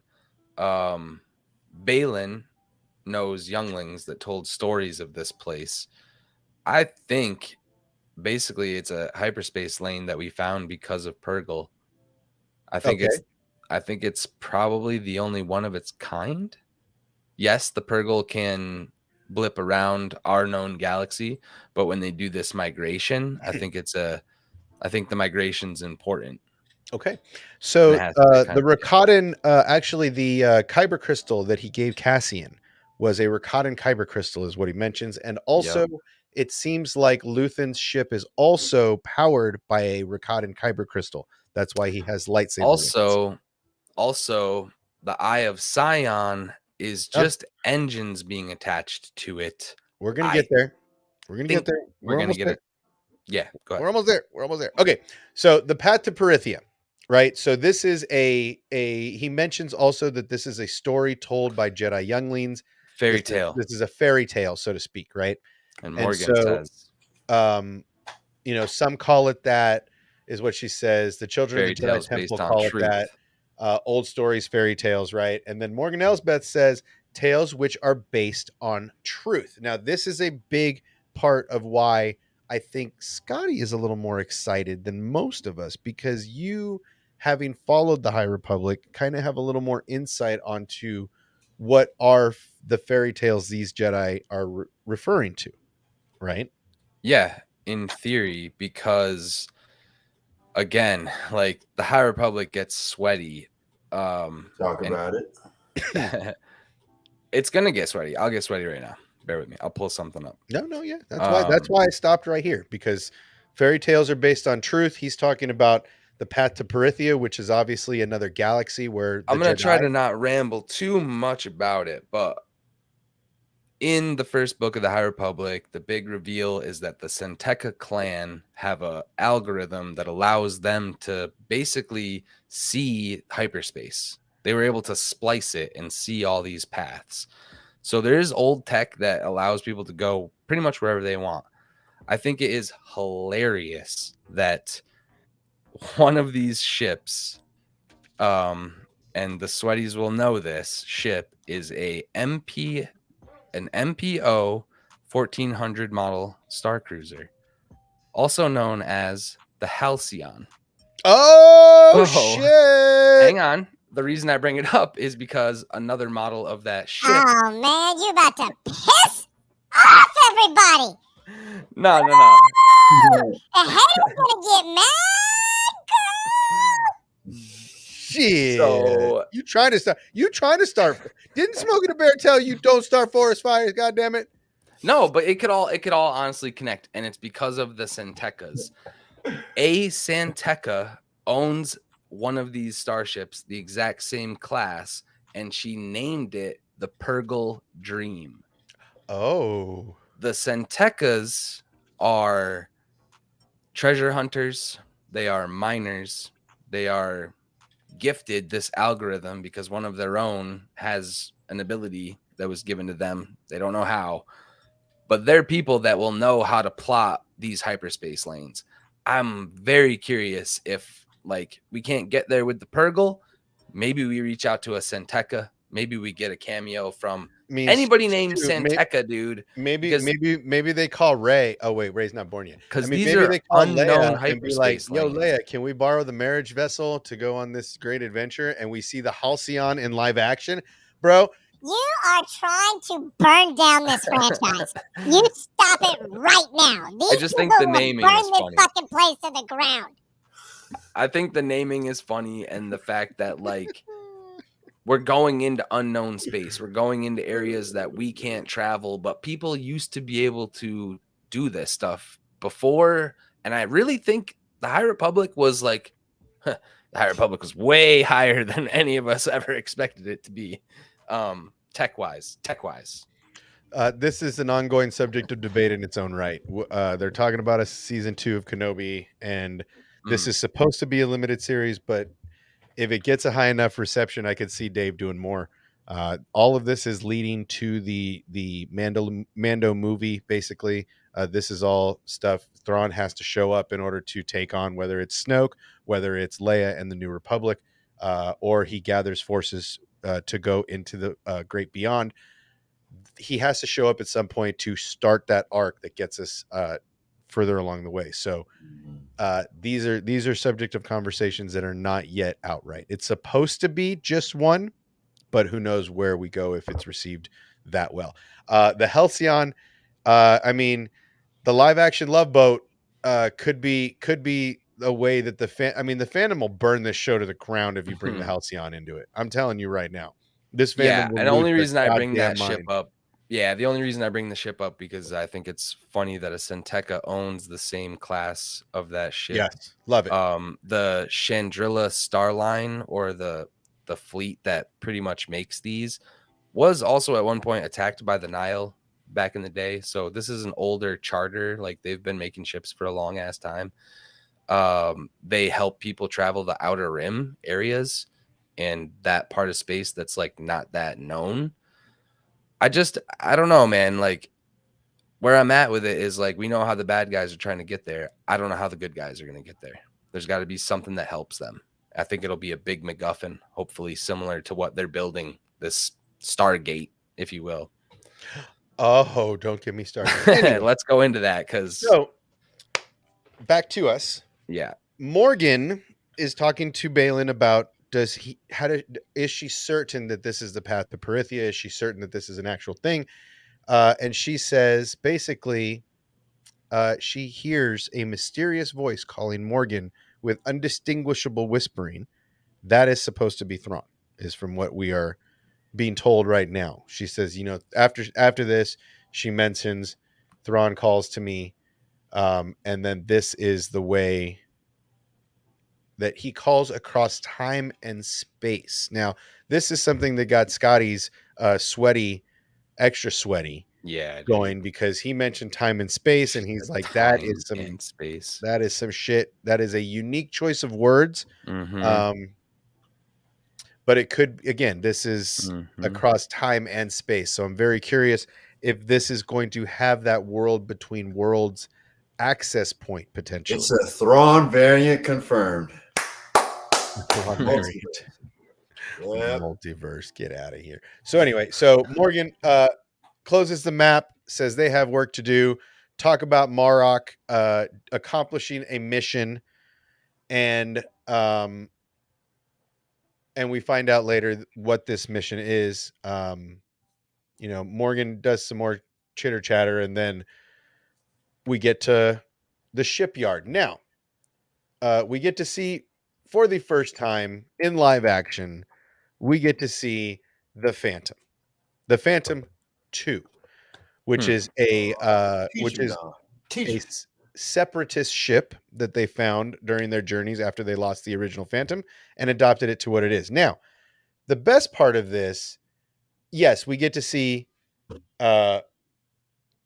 Ahsoka and Hera have a conversation with these doofuses, but I feel like the thing that got everybody the most excited during this scene is the little guy.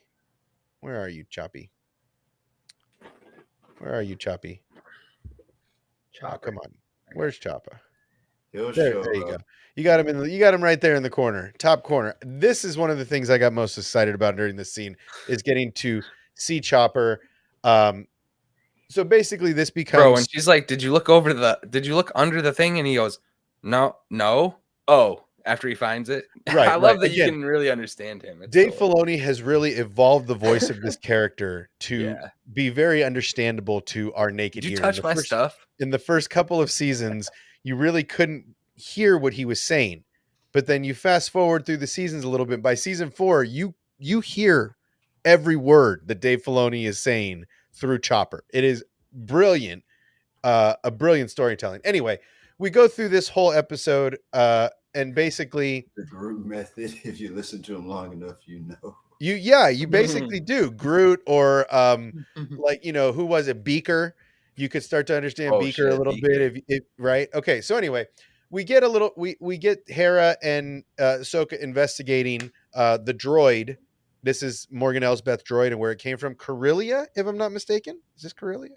Yeah, it's Corellia. Okay. That's where they This build this Corellia. stuff. So they're building all the they're destroying Star Destroyers and they're building them into New Republic ships and so on and so forth. So anyway, Ahsoka and Hera go mission of the week, go to find it. Now, here's another really important part of this episode that I find fascinating, and this gets us to the big elephant in the room, the big question mark over the entire show over the course of the last several months since we have seen trailers. Is Sabine Wren force sensitive? This is the largest question mark in the series. We get an answer here, right?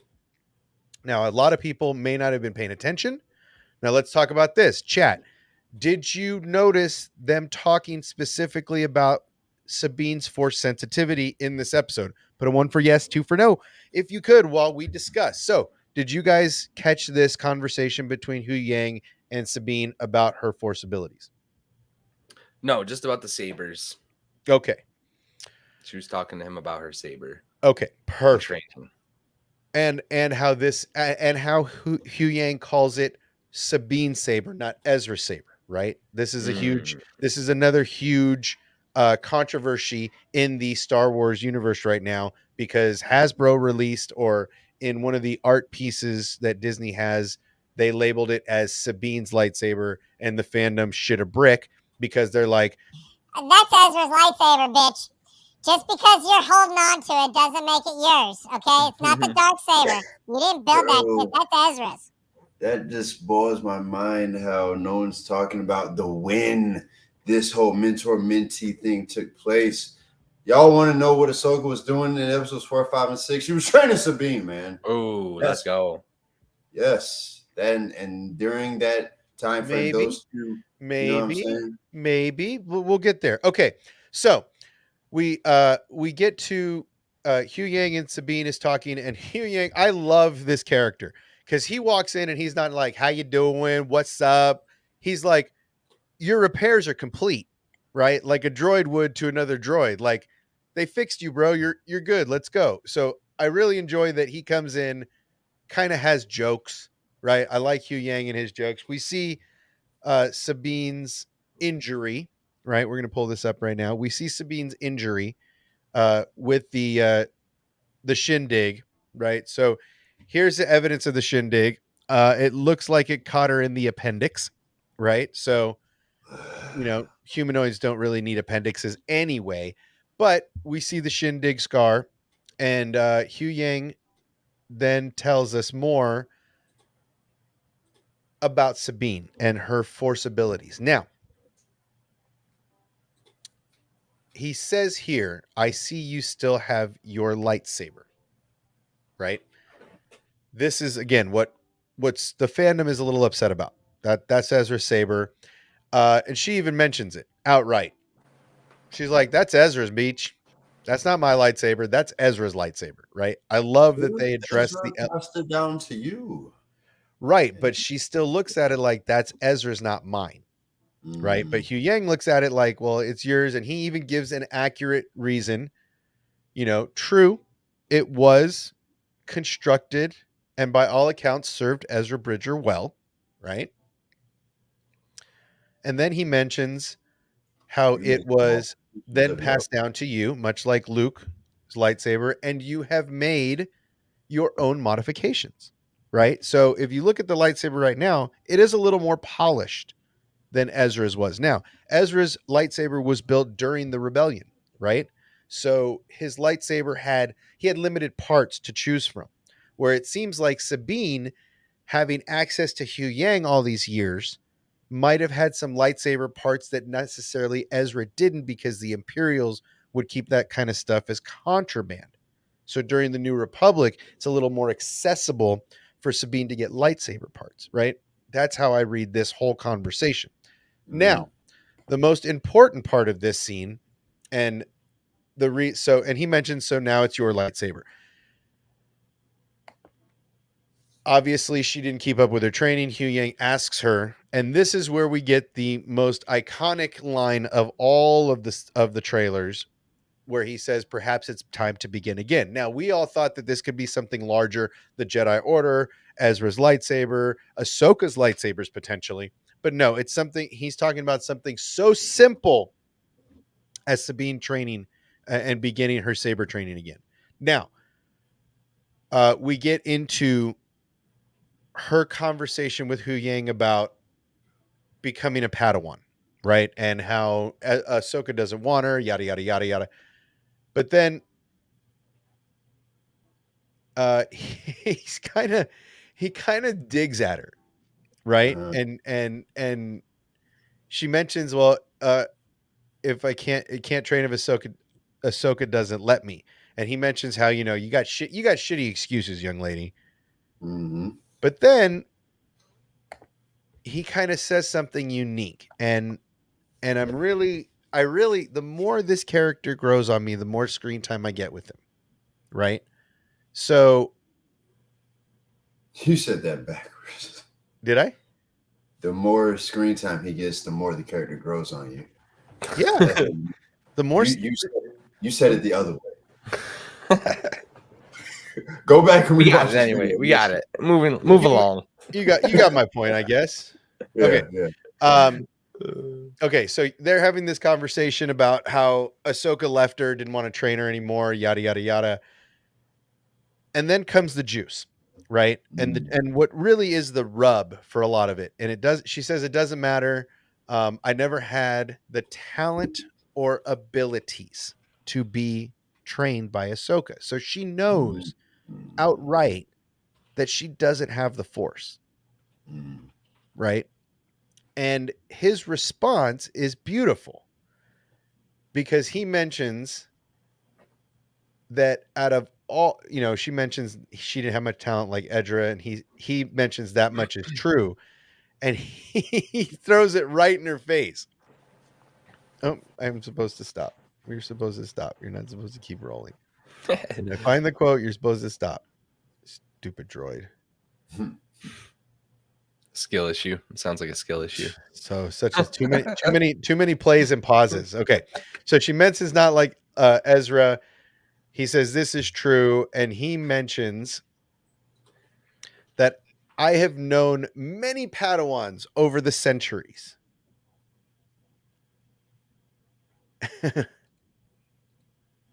And I can safely say your aptitude for the Force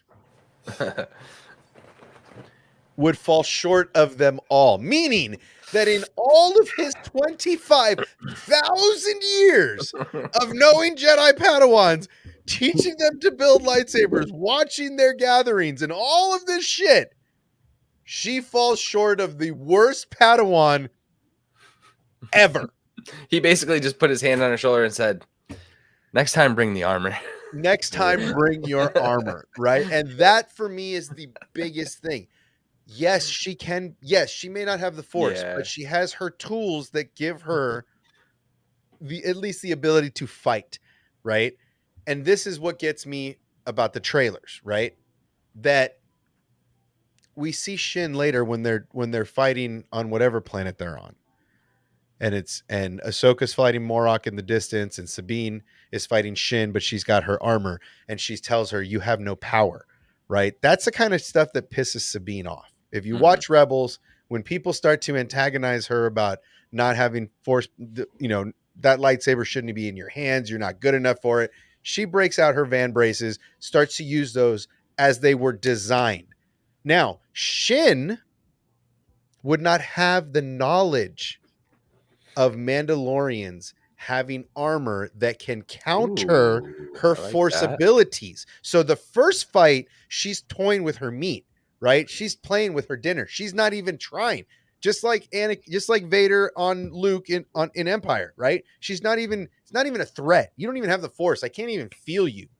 And she doesn't have her armor. She kicks her ass. Thing too. Shin, did anyone peep that Shin has some type of personal vendetta against Sabine? You think so? Not really. Yeah, because you don't think it's just a look of contempt? Like you don't even belong in the same room with me? You don't have any power? No, it goes beyond the look. Like I think either Ray Stevenson's character or her herself said it that she wants her get back at Sabine. I have to look at the episode. I think it was in episode 1. Huh. Yeah. Interesting. I thought it was interesting she didn't try to use the Force, that she didn't try to check her with it. Well, that's what Obsession said. She was playing with her meat. Like she was, she wanted to toy with her food a little to see if she still got it. Right.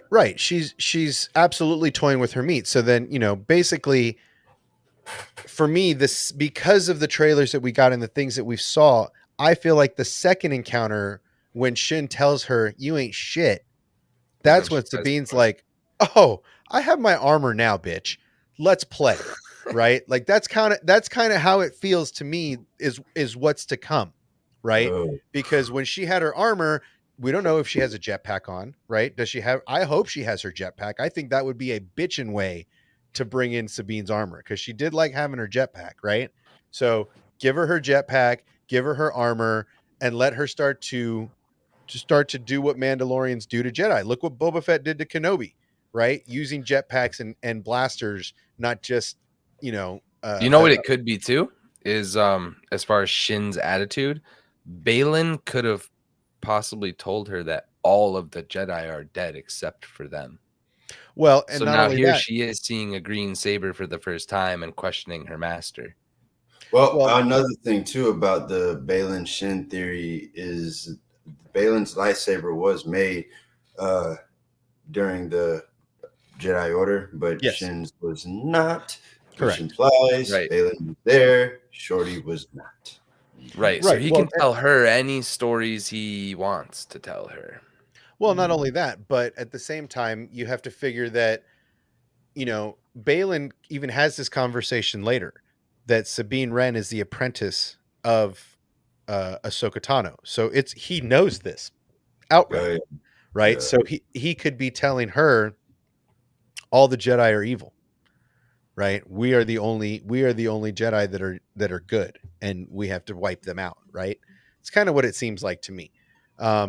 Yep, and she has a Padawan braid, so I mean, she is legit getting taught in the Jedi arts, right? She believes she is in the right, So, Which is why I question who Balin really is and his true backstory.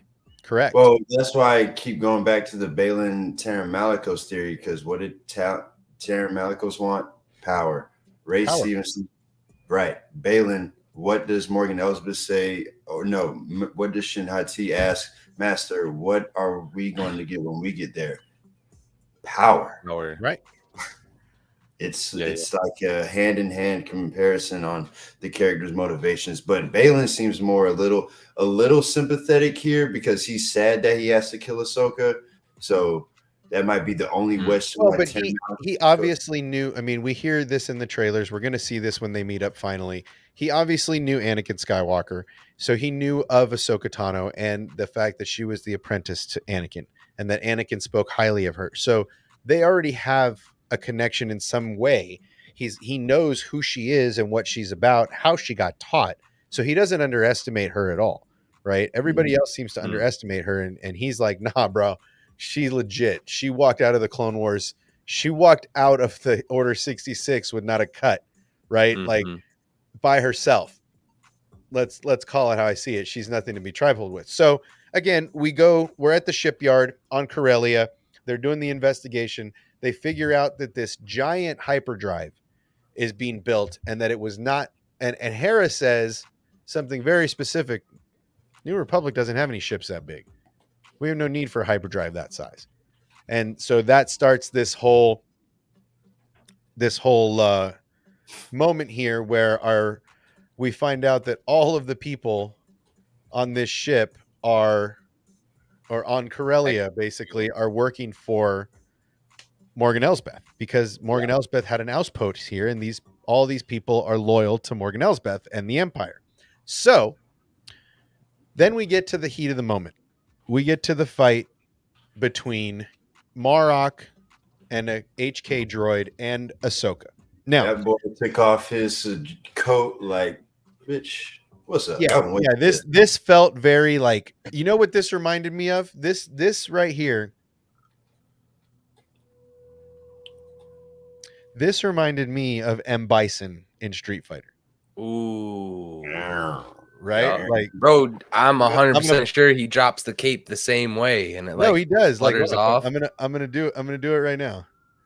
I was ready for this right here. So let's go back 53. There we go. Just watch his movement. Watch.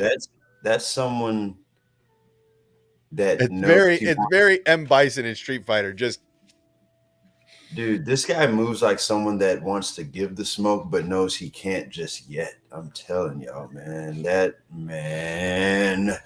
That's Star Killer, goddamn it. No, it's not Star Killer. So anyway, we get this awesome scene. This is what Scotty was talking about.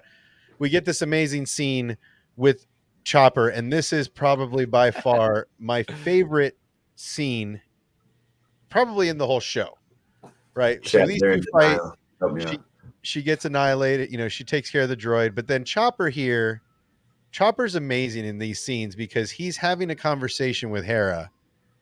And there it is. There's a scene that he was talking about. So he's looking for a tracking device. And I didn't know that Chop had a little tray right there. I didn't know Astromech's had a little tray right there. So he's got a tray. He's looking for things. That's right, Stanley. He legit asks Hera, "Did you move my stuff?" Right? You can't hear it, right? But he legit, like, all you hear is mumbling, right? And he's like, all I hear when Chopper speaks, bro. I don't know how you're hearing him. Right? So he's looking, and he like, and he's like, "No, I didn't go through your stuff." He's like, "Did you move my stuff?" And she's like, "No." And she tells him, "Look under the battery tray." And he literally goes, or she goes, "Did you look under the battery tray?" He goes, "No." Right? It's right here. And Did then you he look moves under it, the and he battery goes, tray? "Oh." You and can then hear him say it, dude. Like a second later, he goes, exclaims positively. He's just like, "Oh." Right? Because he looks under the battery tray. Right there. Did you look under the battery, backup battery? And he's like, "Oh." And then there it is right there. Like he sees it. He's like, "Oh, it's right here." Right. And then he does the spinny move. Right. That I think is my favorite part of this. Like they give it all the Chop, like all the chopper. Let's see. Do they show He it? Where mimics is- her too. Yeah. Yes, you did. Right.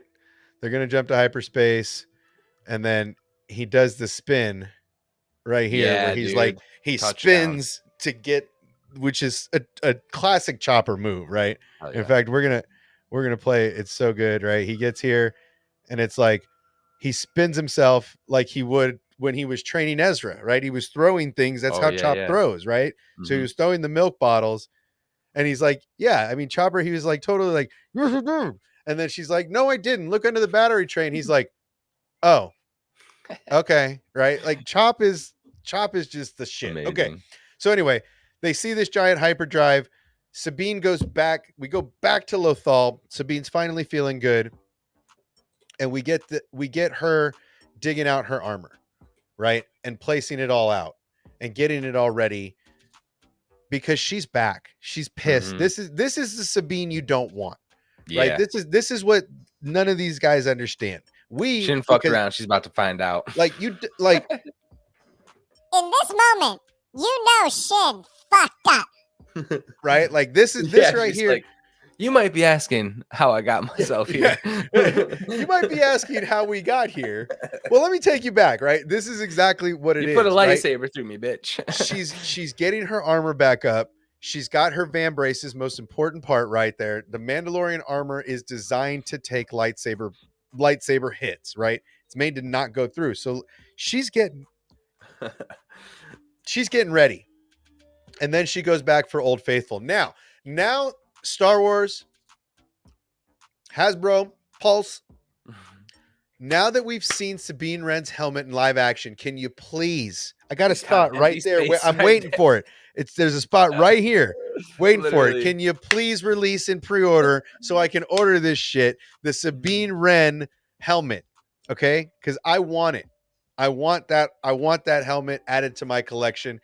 She's one of my favorite Mandalorians. So anyway, she gets her armor back up, and then we see the exact same scene that Kanan Jarrus performs in the exact same way that he cuts his hair in Rebels. And this is probably one of my favorite scenes because she does exactly what Kanan does. The same ritual with the knife on the right. I could Like- never. Like she was very, like, she knew what Kanan did. She saw, and then she duplicated the ritual. That is a very symbiotic relationship that just shows that those Hera, I mean, they joke about it, but like Hera and Kanan were mom and dad, right? Like that's how they viewed him. And this is another example of how she's showing respect to her original master, the original teacher, her original everything, right? Like it's a big moment, man. It really caught me in the feels when she did this and seeing how she did it. And then you get this amazing shot of my next favorite toy, my next helmet. I want it. I want this helmet. Please do it. Hasbro, Star But Wars could Black she? Series. I mean, okay. So is this too corny, or could she not have said, "This is the way"? She could have. I think that's a little too corny. I think she, based on what we're seeing here, she hasn't spent Maybe any not time. just like that, but She hasn't spent much time on Mandalore. It seems okay, like that's ever where I was since going with it. It seems like ever since Ezra did what he did, she's been on Lothal. This is the way a new thing? That's a very Newer no, because of the no. helmets being hidden. Yes, that would have been hella corny, Scotty. Okay. What are you doing? It would have been a little corny having not spent. I'm not saying I can't fucking write the shit, but they could seems- have maybe. It seems like What the about- Mandalorian culture after the Empire ground them into the dirt. There wasn't much left, and then A Night of a Thousand Tears comes. Now we know why Sabine it wasn't there, right? The Night of a Thousand Tears has already happened. Her whole family could have got wiped out while she was on Lothal. Oh yeah, that's right. Rogue One. And she hasn't been Is back since. Bo-Katan going with them or what? I mean, could we see? Ooh. Could we get that? Maybe. I like that. She's Depends in the on how big trailer. the You threat. see Bo-Katan walking off a ship. Huh? What? Bo-Katan is in this series. Yeah. Oh, that was Master and Apprentice where they were showing a bunch of shit. Oh. Don't lie to me. No. Don't lie to She me. was- Anyway, I want this helmet. I'm I want telling them the to come. truth. She was walking off the ship, but don't try Somebody to find me the confuse clip. me. Someone I find know me what the I clip. saw. You know what? No, no. You Anyway, gonna be all right. Moving forward, we get these guys. They arrest all of these chumps that were working for the Empire. My favorite is seeing this kind of stuff.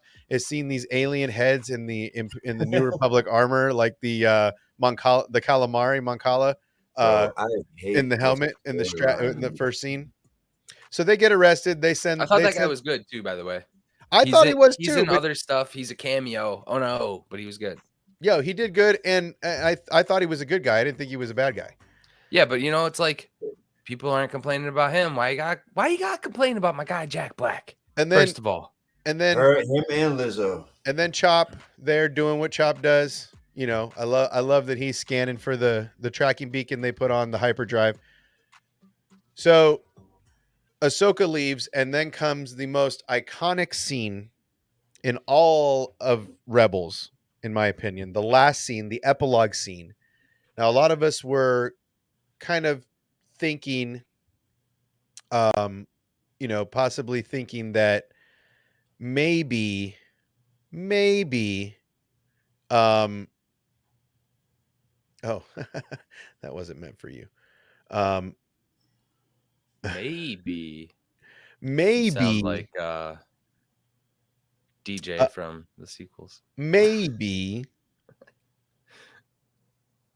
the most iconic scene in all of Rebels. So, is the Sabine Wren walking down the hallway. Now, Scotty and I were talking about this earlier. Mm, This is a retcon I Yeah. believe so. of a certain kind. Now, Yep. I am not Dan saying wasn't here when I brought it up.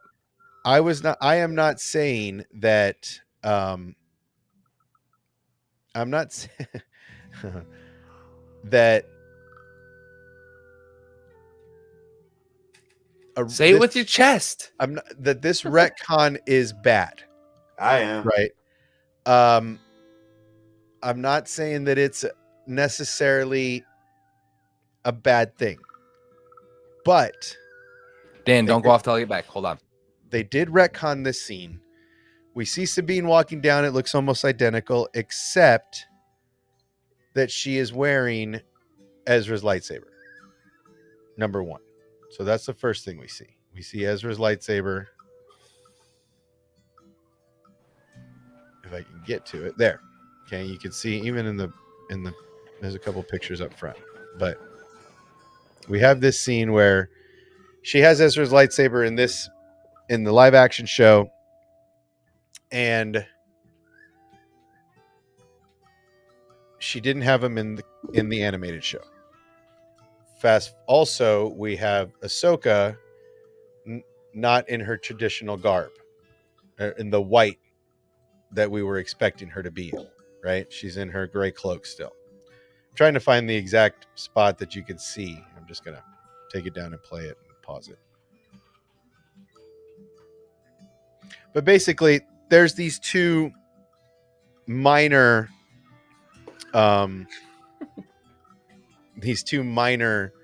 retcons. Are they a big deal? Yeah. Dave, my guy, you retcon a lot of shit, man, from the books to the cartoons, but this was not one of the moments you were supposed to do that, bro. And because of what you have done, Ahsoka Tano is no longer Ahsoka the White. She is still Ahsoka the Gray. I was ready to meet Ahsoka the White, to get her to that transcendency, higher daughter power level, but with no staff and no Ahsoka the White anywhere. No. So it just takes me out of the whole Rebel season 4 scene now. Whenever I look at it, it's like, oh yeah, that's gonna get changed. Instead of looking at it like, well, but we don't. But So I'm looking forward to what's next. I don't look at it the same way no more because of this retcon. So Dan is extremely disappointed. Yes. I think that it could potentially show up again in a future moment, maybe end of the show as she's leaving. what Sabine. if Ezra dies in the end, and that last scene is after all of this, and that's her saying goodbye to Lothal? right? What if that's the end? What if that's the last scene of the show? In Because that, Dan, think about it. What has happened between the epilogue and now that would have changed her to that character already? I think we're gonna see that in the show, and that's why Dave is like very vague on when that even took place. Actually, he didn't want to be specific. Fans kept trying to push him on that, and I think what he said was not concrete, but Right. Well, she's got to Ezra, go through some shit. I think. she Well- does. She does. And I'm not sure if Ezra particularly dying does that. I think her more so accepting her part as the daughter does, and doing more force shit like that would give you something like that. Because if anything, you might as well make the whole Rise of Skywalker animated and just say that the Force Ghost helped her out in the animation retcon.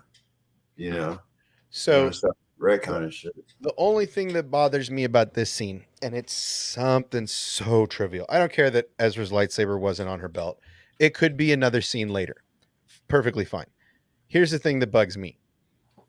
Why not put your helmet on? Last scene of the epilogue, she puts her helmet on and takes a Right. walk to the ship. Why not She just does. do it? Hmm. That I guess that's one of the only thing that bothers me about this epilogue scene. I don't care about the lightsaber. I don't care about the white cloak.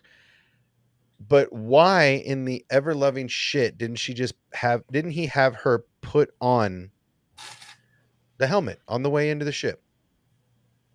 Couple little things. Ultimately Yeah. doesn't bother me.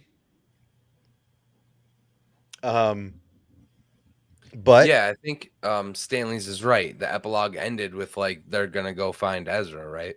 right, She was saying that's what they were going to do. right. We got to see that active spaceman exposure, promotion man. So I wonder if Dave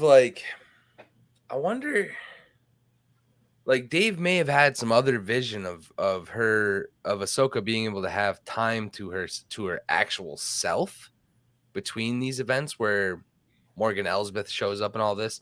Now that he can do it all in live action, which he didn't think he could do before, now he's like, all right, let me ramp up the story so that we can do what I wanted to do off screen, on screen in live action now. Mhm. I think it really could have to do with Ezra. I think it all comes down to Ezra.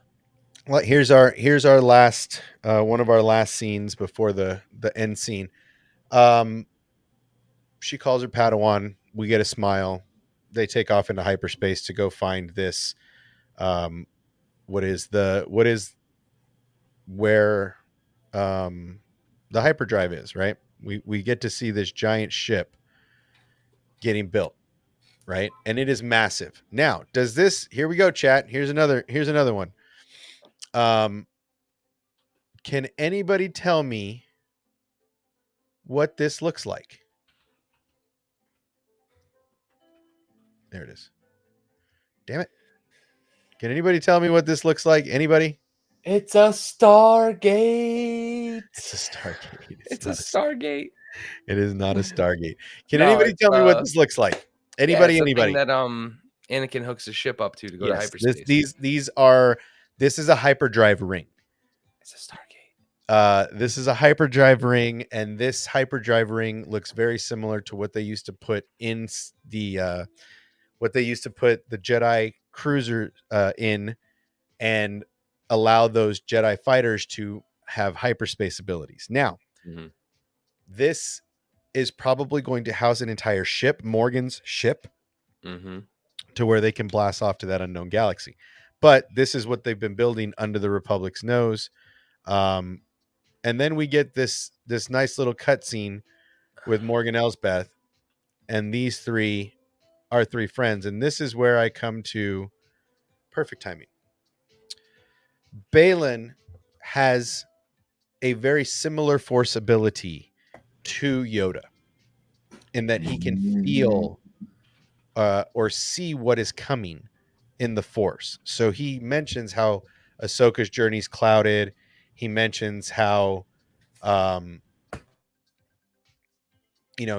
this is going to go. Morgan's asking him, her presence in the force is elusive. So he can feel out, much like Yoda, on what's going on out in the universe, right?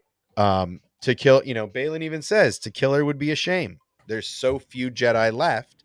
He doesn't care about the order. He's just merely stating a fact. There's too few Jedi left. And that's it. Now, these episodes were fantastic. A great way for this show to come out swinging. So, without further, let's let Scotty get sweaty. All right. Hit it. Because tacking on to another theory. This one is Screen Crush, but maybe this isn't a Stargate per se, but we go back to Legends, and it's not the Rakatan. It's this race called the Qua. Bear with me, because this first picture that I'm going to show is of the Rakata, I believe, and chat can check me on that. So this guy right here is a Rakata. That is a infinity gate. They were built in star temples by the Qua, this homie right here. And if you can read the subtitle coming up next, they're from a particular place that you might find familiar. Dathomir. So this race right here, the Qua, could build stargates, side temples that would take them to pretty much whatever point they wanted to in the galaxy, jumping through hyperspace. And if that's not one of them, it is essentially the design that we're talking about, but it's doing the same thing. It is a gate to another point in hyperspace and apparently taking them to the other galaxy. That's why they need all of these engines. It's also called the Eye of Sion. Yeah, the Like Eye you of were Sion. saying, bro, that's a Darth Lord who has a jacked up eye. And I think it's vaguely said in Legends that he gave it up for hyperspace like codes or some shit. Like it's all connected, I think, man. Yeah, the amount of interconnective tissue in this show is insane. Dave is literally having a heyday, a great time in letting his lore flag fly. Hells, right? yes. He is just literally putting as much as he can into this show. And like I said, this show could do multiple seasons. It just What's depends really on where they exciting too is that the fact that like one of the next shows we're gonna get is the Acolyte, and that Leslie Headland is so obsessed with that RPG board game that all of these species, all these Stargate type tech things from the past, that's all gonna show up in the Acolyte too. Yeah, I think all this shit is like we're finding out about Path of Peridia, and they're gonna be talking about it like it was yesterday in this next show. Watch. Yeah, I mean, I don't know where. Like, it seems like we are going to head to the the Purgle. We're going to head to that monument where the map is. That's kind of going to be one of the next jumping off points. But yeah, dude. So far, I'm pretty happy. I hope that's not the only appearance of Ezra we get. Is the holograms? I hope that that's not the only appearance. But Darth Sion was from KOTOR as well. The Lord of Pain, and he was practically immortal. So there's a lot of old school reference to this. Again, it's Dave. Dave is the king of nerds. Yeah, Sion is a guy that had to kill time and time again. He would like resurrect in front of people's eyes, dude. So, well, and that whole time and space. You have to get up like super early in the morning, so I'm gonna just do my final thoughts real quick. Do it, Dan. Tee it up. Thrawn is gonna warn you guys about Abeloth. Star Killer solely in the show, and we're gonna see Ezra soon. All right. Peace. All right, Dan. We'll see you later, brother. Thanks for stopping by. Have a good one. All right. Yeah, dude. It is definitely it's definitely an interesting time. This show is Dave came out swinging with his directing and writing debut for live action. I think everything that I saw I was into. I can't I mean, like I said, the shindig. I got one more topic. Because we're blasting through like these 2 episodes, and they were thick with lore, all kinds of other shit. If you guys have been here every week, we talk about this. I keep bringing up this other faction, the Jensari, who left during the Clone Wars, etc., etc. So the Jedi at one point go to where they're from, fight them, quote unquote, think they defeat them. During the rebirth of the Jensari, I want to read this because it's kind of amazing. One of their leaders is Sarai Kar, something like that. But her son volunteers to become an inquisitor. Bear with me. I want to read this to you, and I don't want to get it wrong. So it says right here, when Order 66 resulted in the slaughter of nearly all the galaxy's Jedi, the Jensari believed that their oppressors had been dealt with by a benevolent force. They reached out to the Empire to volunteer to hunt down any surviving Jedi who they believed were an evil threat to the stability of the galaxy. One of them was Sarai Kar's son. Sarai Kar is a Jensari. He volunteered to become one of Vader's inquisitors. When Vader sensed no dark side leanings in him, he murdered the boy and initiated a purge of the Jensari on their home planet. But really what happens is every time people think that they've defeated the Jensari, there's more of them out there. So this organization is kind of a lot bigger than anybody thinks. And I just thought it was hella fascinating that one of them is a undercover inquisitor. So well, I mean, that's just we it. don't I know mean, who Marak is, and I love that theory. we The don't know other who Rock theory, is. We the don't know other who theory that Balin is. I'm like, I don't know if I like it or if it's so crazy that I like it. I just like it because it's so crazy. But a Dathomir spell controlled Ezra. It doesn't necessarily have to be the Ezra we know. He could be corrupted by Elsbeth's magic for all we know. Right. That would be crazy. I mean, that's just it. It's the lore I don't in know this if it'll be show. anyone we know. I think Right. I'm away from that theory altogether. Well, I mean, Balin could have been a Jensari. He devoted I himself think to so. Morgan We don't know Elsbeth. when he left, really. We don't know. Well, you just after the Clone Wars, he Mhm. disappeared. So he Mhm. could have disappeared for a while and then devoted himself to the new power, just on the low through Morgan Elsbeth or through Thrawn instead of Color going of the through Vader. sabers, That's what I'm saying. It's all the legend stuff Dave keeps pulling from, bro. Like, yeah, they have to be something new. He said the color was on purpose. Like, right. Yeah, they're not quite Sith and they're not Jedi. There's okay, something so in the here we middle. go. Because my theory's always been like, are these corrupted? Are they corrupted crystals? Are they found crystals? Now we know that Shin was not, she didn't build it in the temple. Where the hell did she get that crystal? She go kill a Jedi and then corrupt his crystal like a Sith is supposed to? I She has mean, a braid. Like, I got a lot of questions. I got a lot of questions. Is her lightsaber color remnant of his, right? Right. Most Jedi follow the color crystal of their master more Mhm. times than not. Anakin being no exception. Yeah. Uh, um, so it would seem that maybe it's just a choice, right?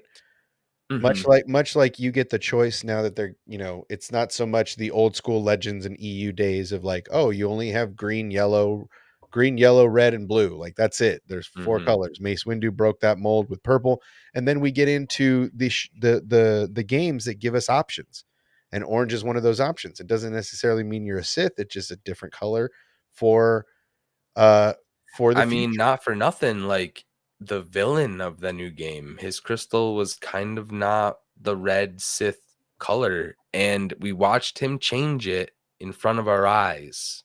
Like, we saw how hard it was for Vader in the comic to bleed his crystal, how much he had to think about Padme, about Mhm. Obi-Wan, and, like, really try to bleed this thing, and it threw him back away from it after it cracked and became red. This dude floated it in his hand like it was a freaking, like he was gonna pop it like a Well, I hard mean, candy. if you look the way that Luke did the same thing. I mean, Luke in the Yeah. comic did the same thing. I mean, a lot of people are upset about that new retcon of the original idea that Luke, got his crystal from Qui-Gon, from Mm, Obi-Wan's hut, and so on and so forth. But mhm. ultimately, we learned that it's a neutral crystal that he meditates on, sees a vision of Yoda, has a conversation with Yoda, and all of a sudden has a green kyber crystal. It's not Yeah. something that has to be that big of a deal. And it just seems like if Mhm. like Matt, like most Jedi even build their sabers to mimic their master's saber at first, right? You saw that with Obi-Wan and Qui-Gon in his first saber, right? Even Anakin's Mhm. first saber looked a little bit like Obi-Wan's early saber. So it kind of feels like that's just the move that they're making, and I'm down for it. I don't mind it just being about following their master's, color initially as their Padawans, because usually you build a different saber when you become a knight and when you become a master. So then who knows, it might change then. So just like most Jedi Padawan, it seems like she's just following suit, choosing the same color, or the Force is gifting her the same color as her master. I'm not really reading too much into the color. More, I'm reading into these characters and how they are, how they're. It's great writing. I didn't have a single problem with the dialogue. All the pieces fit. I was really happy. The outcry I've heard so far is pretty happy, minus the anger. So again, I'm shilling.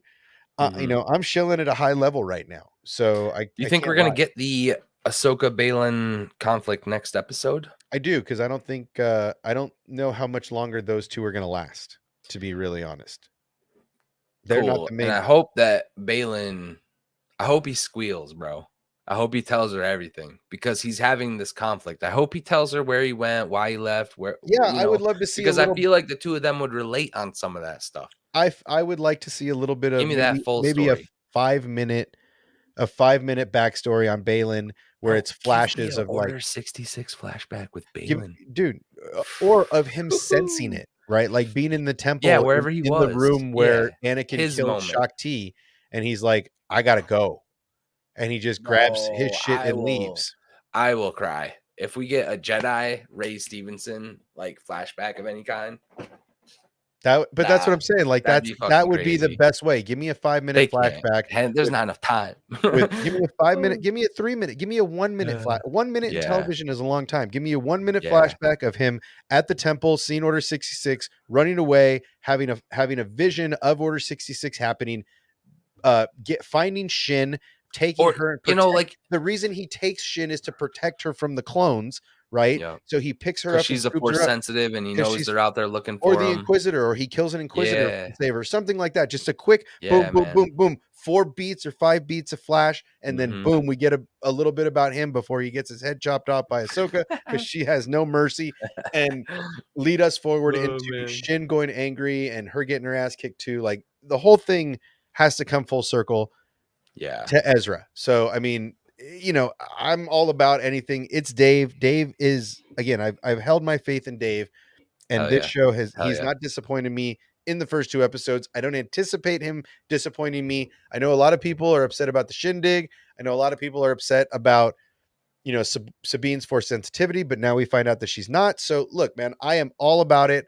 I love what's going on. I love what Dave is giving us, and I'm thankful that we're getting 6 more weeks of this. Tuesday nights, 6 p.m. East West Coast, 9 p.m. East Coast. It's great shit. I'm not doing Hell watch yes. parties because I get too goddamn emotional. I get too emotional. I'm not gonna lie. I get super emotional, so I'm not doing watch parties. But I do like doing stuff on Tuesday before the show, potentially on Yeah. Mondays before the show, and then Wednesdays after the show. I like these times, and because I'm such an Ahsoka buff, it's such a great feeling to get to watch this character continue to develop. Right? I'm excited for Dave. I would love I'd love for a Q&A, man. Like on my Yeah. that's my make a wish. If I'm sitting in a bed and I got one last wish, I was like, I need an hour with Dave Filoni or George Lucas or both. I need Hell to yeah. I need to know this stuff before I die. Dave, I got to know, like, I got questions, bro.